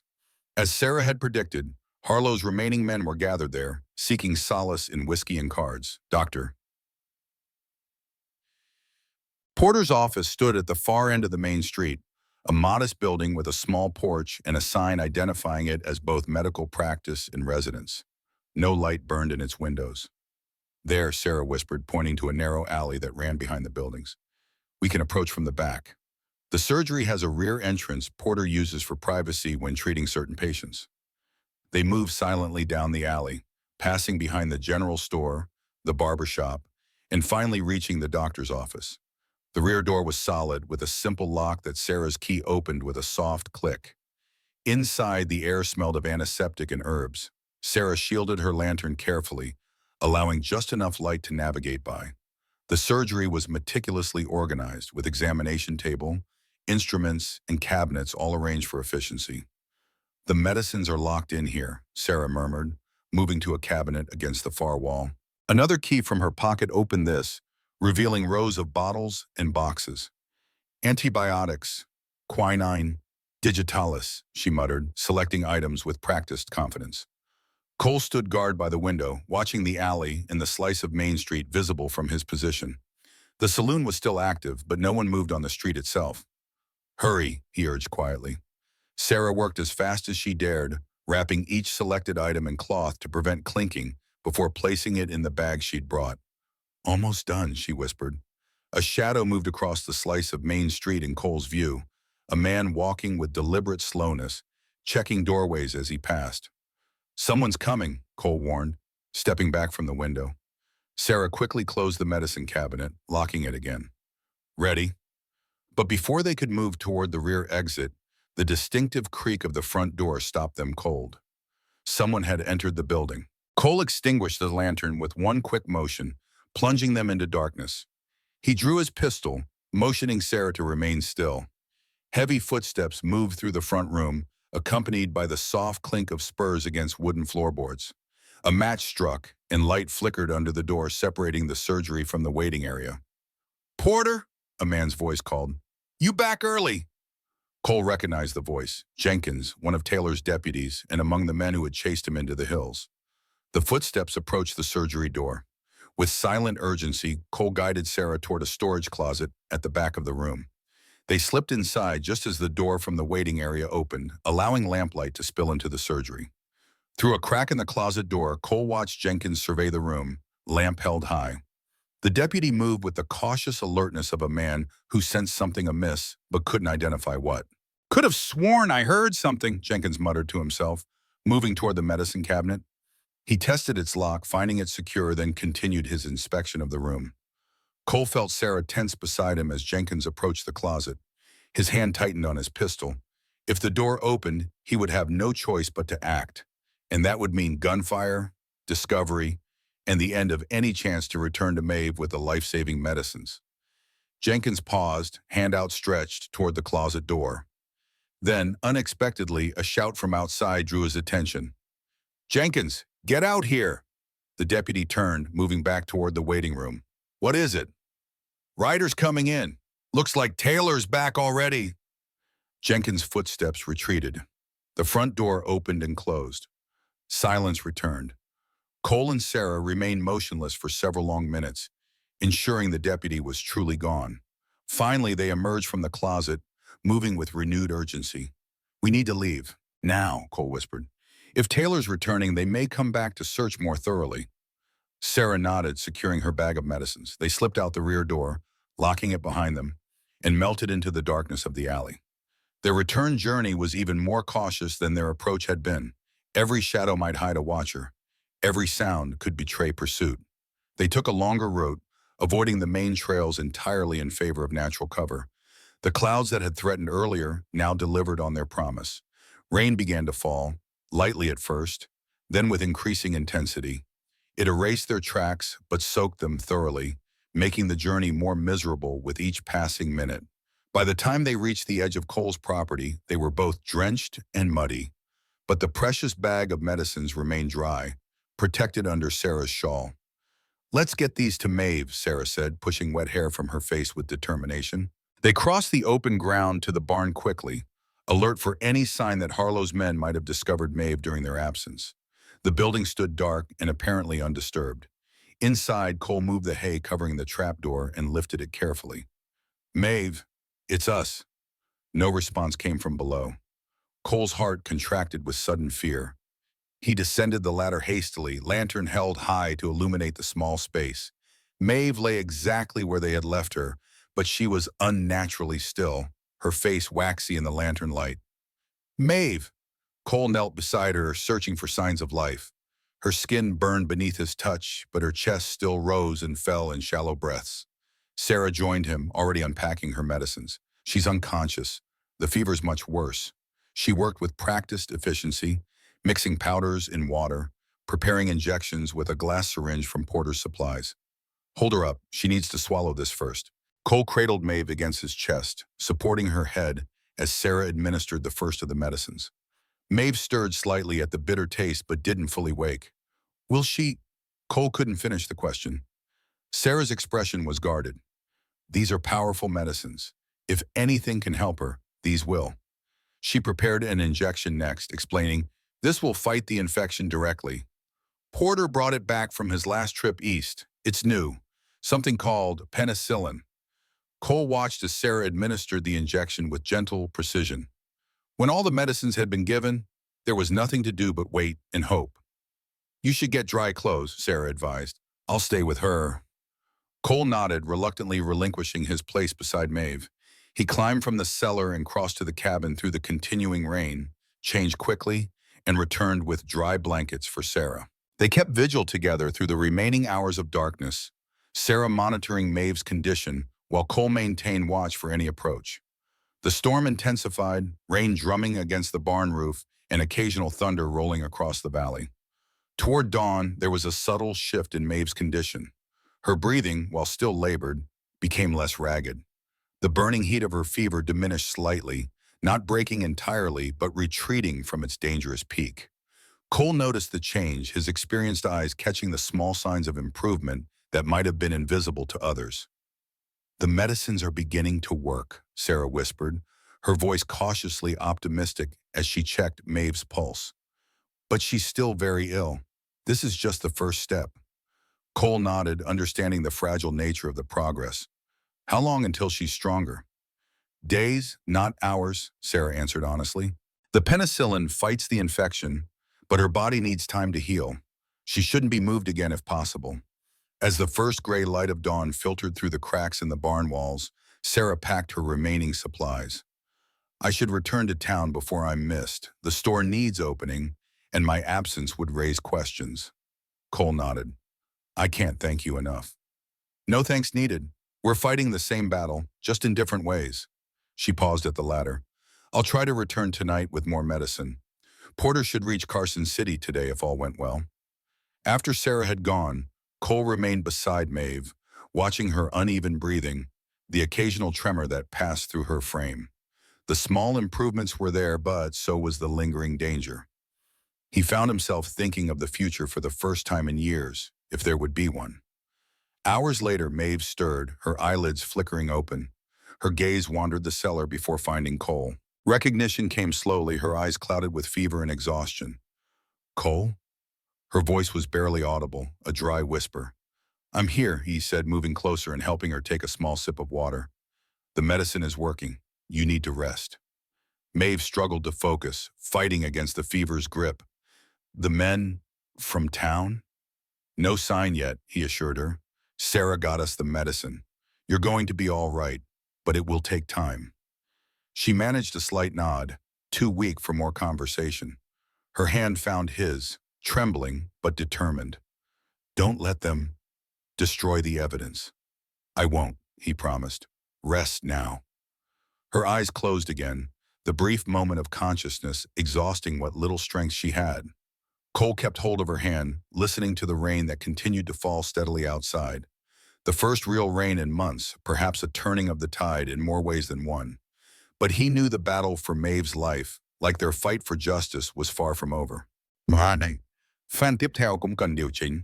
Trong đoạn tiếp theo về Maeve được đưa về cabin cũng cần thay đổi để thể hiện sự hồi phục từ từ hơn, thay vì đoạn hiện tại. By late afternoon, Maeve was strong enough to take broth and more medicine. The improvement in her condition was remarkable, a testament to Porter's modern pharmaceuticals and Sarah's courage in retrieving them. By late afternoon, Maeve drifted in and out of consciousness, each period of lucidity slightly longer than the last. The fever continued to fluctuate, better than before but still concerning. When she was awake, Cole managed to help her take small sips of broth and more medicine. The improvement was noticeable but precarious. The infection was retreating but slowly, grudgingly, like an enemy forced into a tactical withdrawal rather than full retreat. The medicines are helping, Cole observed, placing a fresh, cool cloth on her forehead. But it will take time. Return to town. The medicines worked. Your fever broke before dawn. He helped her take a sip of water. You had me worried. I'm harder to kill than Harlow anticipated, she said, a spark of her former determination visible despite her weakness. Cole smiled, relief making him almost lightheaded. Clearly. Maeve's hand found his, her fingers cool rather than fever-hot for the first time in days. Did you get what you needed from Porter's office? Yes, though it was closer than I'd have liked. Jenkins nearly caught us. Concern crossed her face. Were you seen? No, but Taylor returned to town earlier than expected. Something's happening. Cole squeezed her hand gently. Sarah will bring news tonight. For now, you need to rest, regain your strength. Maeve nodded, already tiring from the brief conversation. Wake me if anything happens. I will, he promised. She drifted back to sleep, her hand still in his. Cole remained beside her, listening to the rain that continued to fall steadily outside. The first real rain in months, perhaps a turning of the tide in more ways than one. The day passed slowly. Cole divided his time between watching over Maeve and making brief reconnaissance trips to the rise behind the cabin, checking for any sign of approach. The rain continued intermittently, turning the parched earth to mud and filling the air with the forgotten scent of damp soil. By late afternoon, Maeve was strong enough to take broth and more medicine. The improvement in her condition was remarkable, a testament to Porter's modern pharmaceuticals and Sarah's courage in retrieving them. We should move back to the cabin, Cole suggested. You'll be more comfortable there. Maeve considered this. Is it safe? Taylor could return any time. The rain has made the trails nearly impassable. Even if they tried, we'd hear them coming with plenty of time to hide again. Cole glanced at the damp earthen walls around them. This place isn't good for your lungs. She couldn't argue with that logic. With Cole's help, she made her way up the ladder and across the rain-soaked yard to the cabin. The effort exhausted her, but the relief of lying in a proper bed again was evident in her sigh as she settled against the pillows.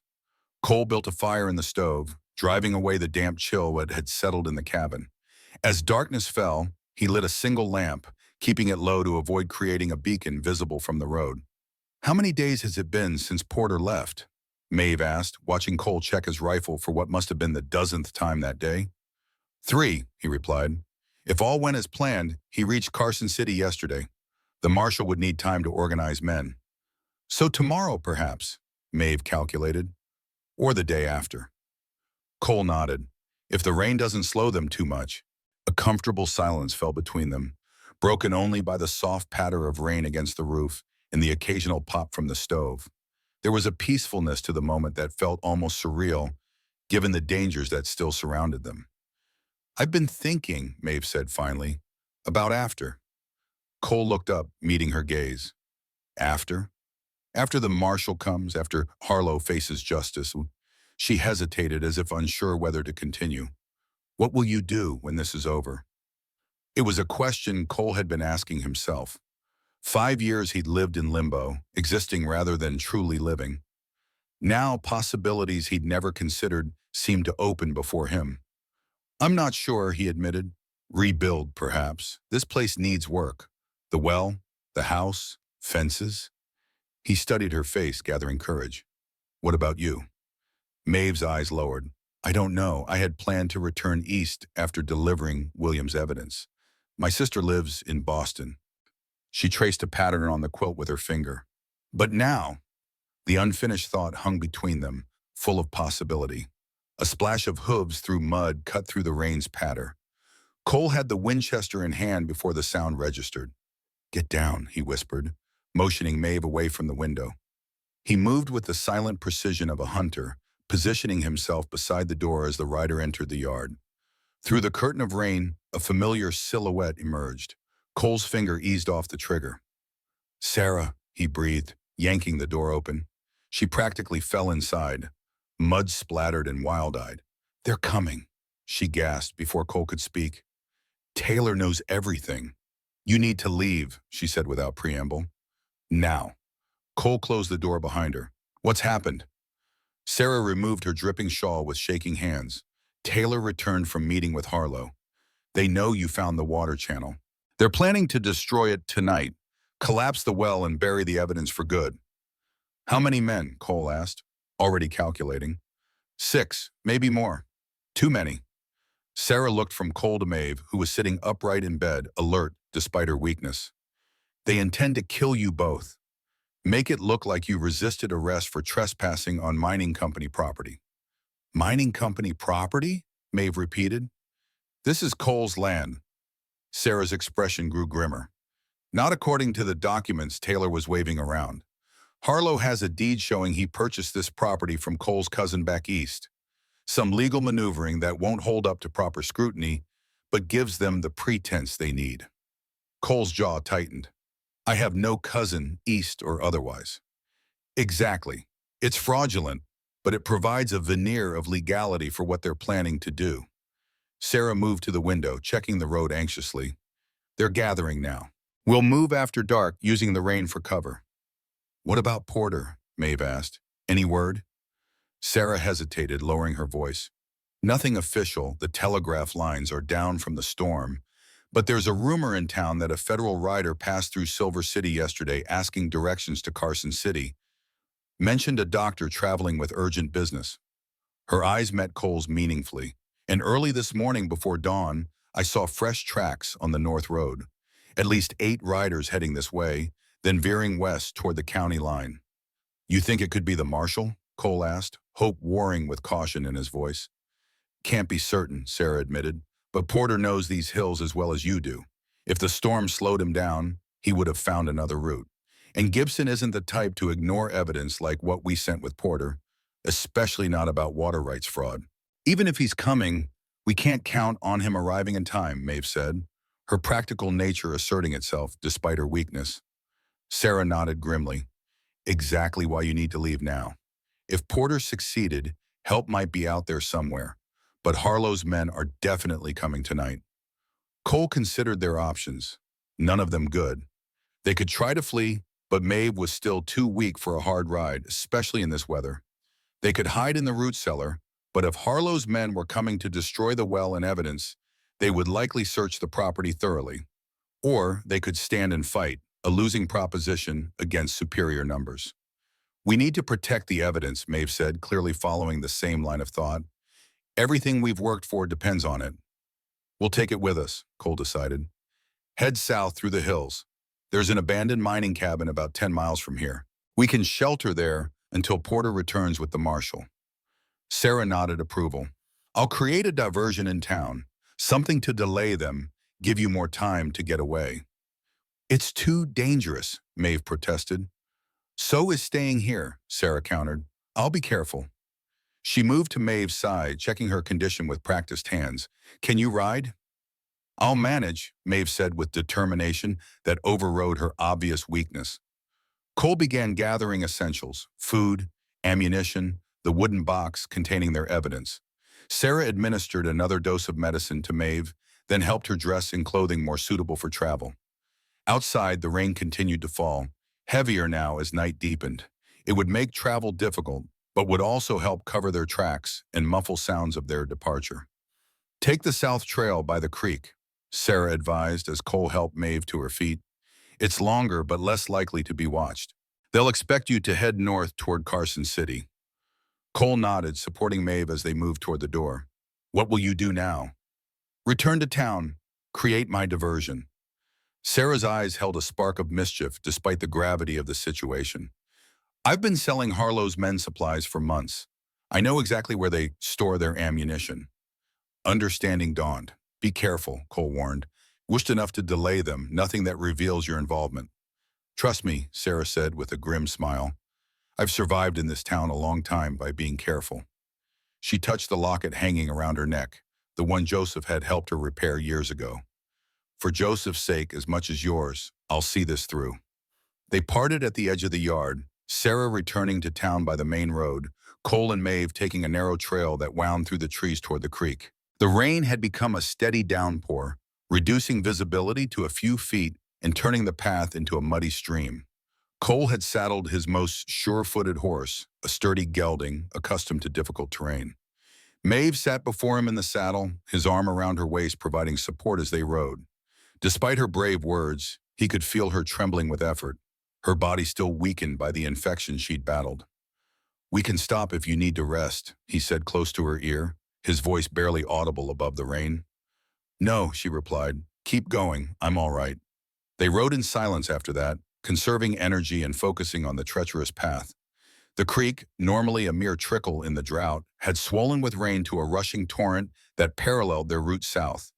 Its noise provided additional cover for their escape, but added another element of danger to their journey. An hour into their flight, a distant boom echoed across the valley behind them. Sarah's diversion. Cole hoped she'd manage to get clear before the explosion. They pushed on through the night, the rain sometimes lessening to a drizzle, sometimes strengthening to a torrent.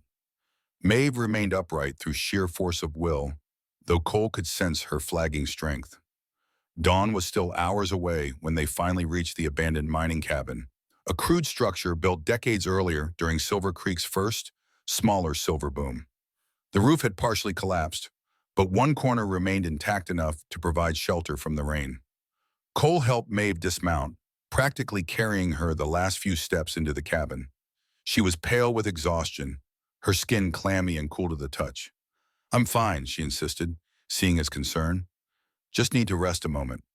He settled her in the driest corner, using their one blanket to create a barrier between her and the damp ground. After tethering the horse in a natural alcove where the hillside overhung, providing some shelter, Cole returned to build a small, smokeless fire from the driest wood he could find. The flame provided minimal heat but cast enough light to assess their situation. The cabin was primitive but defensible, with only one entrance and thick log walls. From its position on higher ground, they could see anyone approaching along the main trail. Try to sleep, Cole advised, helping Maeve take another dose of medicine. I'll keep watch. She nodded, already drifting toward exhaustion-induced slumber. Cole arranged himself near the doorway, rifle across his knees, eyes scanning the rain-shrouded landscape below. As Maeve slept, Cole kept his vigil, thoughts turning to the woman who had so unexpectedly changed his life. In the short time since she'd stumbled onto his property, she had awakened parts of him he'd thought permanently deadened by grief and isolation. Her courage, her unwavering determination to see justice done despite the cost to herself, had reminded him of what it meant to live for something beyond mere survival. And now, as they hid in this derelict cabin with Harlow's men likely hunting them through the night, Cole realized with perfect clarity that he didn't want to return to the empty existence he'd inhabited before Maeve arrived. Whatever came next, whether they succeeded in bringing Harlow to justice or not, he wanted her to remain part of his life. The realization was both terrifying and exhilarating. Hours passed. The rain gradually lessened, and pre-dawn light began to filter through the clouds. Maeve still slept, her breathing steadier now, color returning to her cheeks. The medicines were continuing their work despite the ordeal of their flight. A sound from the trail below brought Cole to full alertness. Hoofbeats, multiple riders, approaching slowly. He moved to Maeve, gently waking her. Someone's coming, he whispered. She was instantly alert, reaching for the pistol he'd set beside her arm. How many? Can't tell yet, at least 3. Cole positioned himself by the doorway, rifle ready. Stay back, out of sight. The riders came into view as they rounded the bend in the trail, 4 men on horseback, moving with the caution of hunters tracking prey. Cole recognized Taylor among them, his sheriff's badge catching what little light filtered through the clouds. They're following our trail, Maeve whispered, joining Cole at his observation point. The rain wasn't enough to hide it completely. Cole nodded grimly. They were outnumbered, with limited ammunition and no route of escape. If Taylor's men reached the cabin, a shootout was inevitable and likely to end badly for them. And we need to split up, Maeve said suddenly. I'll take the evidence, head through the brush along the ridgeline.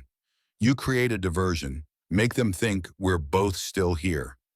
Cole shook his head emphatically. No, you're still too weak, and they'd hunt you down within hours.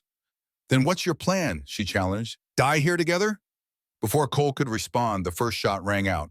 The bullet splintered the wooden frame inches from his head. Get down! He pulled Maeve to the floor as glass shattered across the room. Cole Dawson, Taylor's voice carried through the rain. We know you're in there. Send out the Sullivan woman and her evidence, and maybe you'll live to see sunset. Cole met Maeve's eyes. Without words, they understood. No surrender, no separation. You want us? Cole shouted back, checking his ammunition. Come and get us! Another volley of shots peppered the cabin. Cole returned fire, forcing Taylor's men to scatter for cover. He knew they couldn't hold out long, 2 against 4, with limited ammunition and Maeve still weak. When I give the signal, he whispered to Maeve, move to the back wall. They'll rush from the front. She nodded, pistol steady in her hand despite her weakness. The shooting stopped. An eerie silence fell, broken only by the patter of rain. Then came a new sound from the south. Hoofbeats, many riders approaching fast. Taylor's reinforcements, Cole thought grimly. Their time had run out. New riders, one of Taylor's men shouted. Coming up fast. Hold your fire, an authoritative voice echoed through the valley. United States Marshal, drop your weapons. Cole's jaw tightened, not without a fight. He moved to the doorway, positioning himself to create the smallest possible target while maintaining a clear line of sight. When I fire, move to the back wall. Stay low. Maeve nodded, gripping the pistol with renewed determination. The approaching riders were close now, close enough that Cole could make out Taylor's weathered face beneath the brim of his hat. Dawson, Taylor called out, reining his horse to a stop 30 yards from the cabin. We know you're in there. Come out now, you and the Sullivan woman. Cole remained silent, rifle steady in his hands. Taylor signaled to his men, who fanned out in a practice formation, taking cover behind rocks and trees. This doesn't have to end badly, Taylor shouted. Harlow's only interested in his property. Hand over the evidence and maybe we can work something out. Cole finally responded, his voice carrying clearly across the distance. That channel wasn't built by ghosts, Taylor. You helped murder my brother to hide it. And William Sullivan. A tense silence followed. Then Taylor's voice, harder now. You can't prove that. The button says otherwise, Cole replied. Joseph's uniform button, found right where you buried him after making it look like suicide. Taylor conferred briefly with the man beside him. Then unexpectedly, he dismounted, handing his reins to a deputy. I'm coming up to talk, he announced. No guns. Stay where you are, Cole warned. Taylor ignored him, beginning to walk toward the cabin with deliberate steps. He kept his hands visible, but Cole didn't trust the gesture. Behind Taylor, his men were subtly repositioning, trying to establish a crossfire. Last warning, Cole cooled default. Taylor paused 15 yards from the door. You're a reasonable man, Dawson. Always kept to yourself. This isn't your fight. You made it my fight 5 years ago. Taylor's expression hardened. Your brother was in the wrong place, wrong time, nothing personal.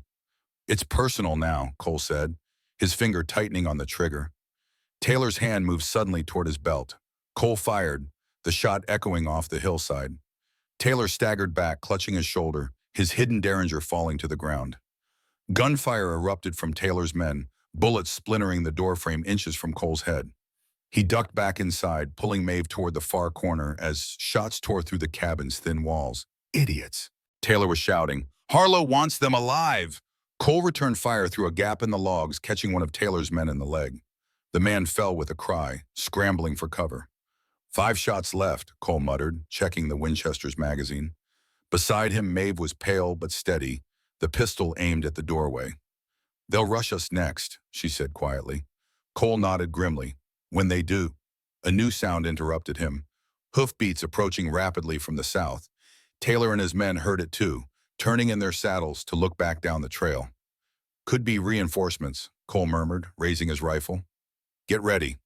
The new arrivals appeared through the mist, a group of at least 8 riders moving at a brisk pace. As they drew closer, Cole could make out details that caused his breath to catch. Those are federal badges, he said in disbelief. U.S. Marshals. Maeve clutched his arm. Porter made it through. They watched as the group of marshals intercepted Taylor and his men. Even from a distance, the confrontation was clear. Taylor gesturing angrily, the lead marshal producing what appeared to be official papers. After a tense standoff, Taylor and his men reluctantly surrendered their weapons. Two of the marshals broke away from the main group, continuing up the trail toward the cabin. Cole lowered his rifle but kept it ready. "Cole Dawson? Maeve Sullivan?" one of them called as they approached. "Dr. Porter sent us. You can come out. You are safe now." Cole and Maeve exchanged a look of cautious hope. Then, supporting each other, they emerged from the cabin into the gray light of dawn. The lead marshal dismounted, approaching with his badge held visible. "Marshal James Gibson," he introduced himself. "Dr. Porter reached us 3 days ago with your evidence against Mayor Harlow and his mining operation. We have warrants for Harlow, Taylor, and several others on charges of fraud, water rights violations, and suspicion of murder." Relief washed over Cole in a dizzying wave. "You have them in custody?" "Taylor and his men, yes. Harlow wasn't in Silver Creek when we arrived, but we have men watching all routes out of the county." Gibson studied them both, noting Maeve's obvious weakness. "The reporter mentioned you were ill, Mrs. Sullivan. We have a wagon coming to transport you back to town." "The evidence," Maeve said urgently. "We have more. Physical proof of the water diversion, plus a gold sample from our property that proves Harlow's real motive." Gibson nodded. "We'll need all of it. The federal prosecutor is already preparing the case." As the marshal spoke, more riders appeared, a group that included Porter himself and Sarah Jenkins. Porter dismounted quickly, medical bag in hand, moving immediately to check Maeve's condition. "You look terrible," he said bluntly, though relief shone in his eyes. "But alive, which is more than I feared when I left." "Sarah's medicine saved me," Maeve told him, smiling weakly at the older woman who had risked so much to help them. Sarah dismounted, embracing Maeve carefully. "I'm just glad you are both safe. When the marshals arrived yesterday and you were already gone." "Your diversion worked," Cole told her. "Gave us the head start we needed." Porter completed his examination of Maeve. "You need proper rest, food, and continued medication. But you'll recover fully, I believe." He turned to Cole. "You look like you could use some rest yourself, son." Cole couldn't argue with that assessment. The strain of the past days, the constant vigilance, the fear for Maeve's life, the midnight raid on Porter's office, and their rain-soaked flight through the night had left him utterly drained. The wagon Porter had mentioned arrived, and with gentle care, they helped Maeve into it. Cole rode alongside as they made their way back toward town, the marshals and their prisoners leading the procession. As they traveled, Porter filled them in on events they'd missed. He had reached Carson City despite the worsening weather, presenting their evidence to Marshal Gibson, who had immediately organized a force to return to Silver Creek. The storm had slowed their progress, but they'd arrived in town shortly after Cole and Maeve had fled, finding the aftermath of Sarah's diversion. An explosion at the ammunition storage that had injured no one, but had created enough chaos to delay Taylor's pursuit. "The whole town is talking," Porter reported. "With Harlow's men under arrest and the truth about the water diversions coming to light, people are starting to speak freely about their suspicions and experiences." "Will it be enough?" Maeve asked. "To convict Harlow? To prove what happened to William and Joseph?" Gibson, riding near the wagon, answered. "With the physical evidence you've preserved and the witness statements we're collecting, yes, the federal prosecutor believes we have a very strong case." Cole felt a weight lifting, a burden he'd carried for 5 years finally easing. Joseph would have justice. The truth about his death would be known. The land and water Harlow had stolen would be restored to their rightful owners. And Maeve would see her husband's final work completed, his discoveries used to right terrible wrongs. As they approached town, the rain finally stopped. Sunlight broke through the clouds, illuminating Silver Creek Valley in a way Cole hadn't seen in years. The parched earth drinking in the overnight rainfall, hints of green already showing where dormant seeds had waited for moisture. Beside him, Maeve noticed it too. "Life returning," she said softly. Cole reached for her hand, finding it warm and steady in his. "Yes." Their gazes met, and in that moment an understanding passed between them. A recognition that what had begun as a shared quest for justice had become something deeper. something with the potential to heal wounds deeper than either had acknowledged one. The future, which had seemed so bleak just days before, now opened before them with possibilities neither had dared to imagine. Like the long-awaited rain breaking the drought's hold on the valley, hope had returned to their lives, unexpected, powerful, and life-giving. As they rode into town, side by side, Cole knew with certainty that whatever came next, they would face it together. The well after the storm had yielded more than water and evidence. It had unearthed a chance for new beginnings, for both the valley and themselves. And neither of them intended to waste it.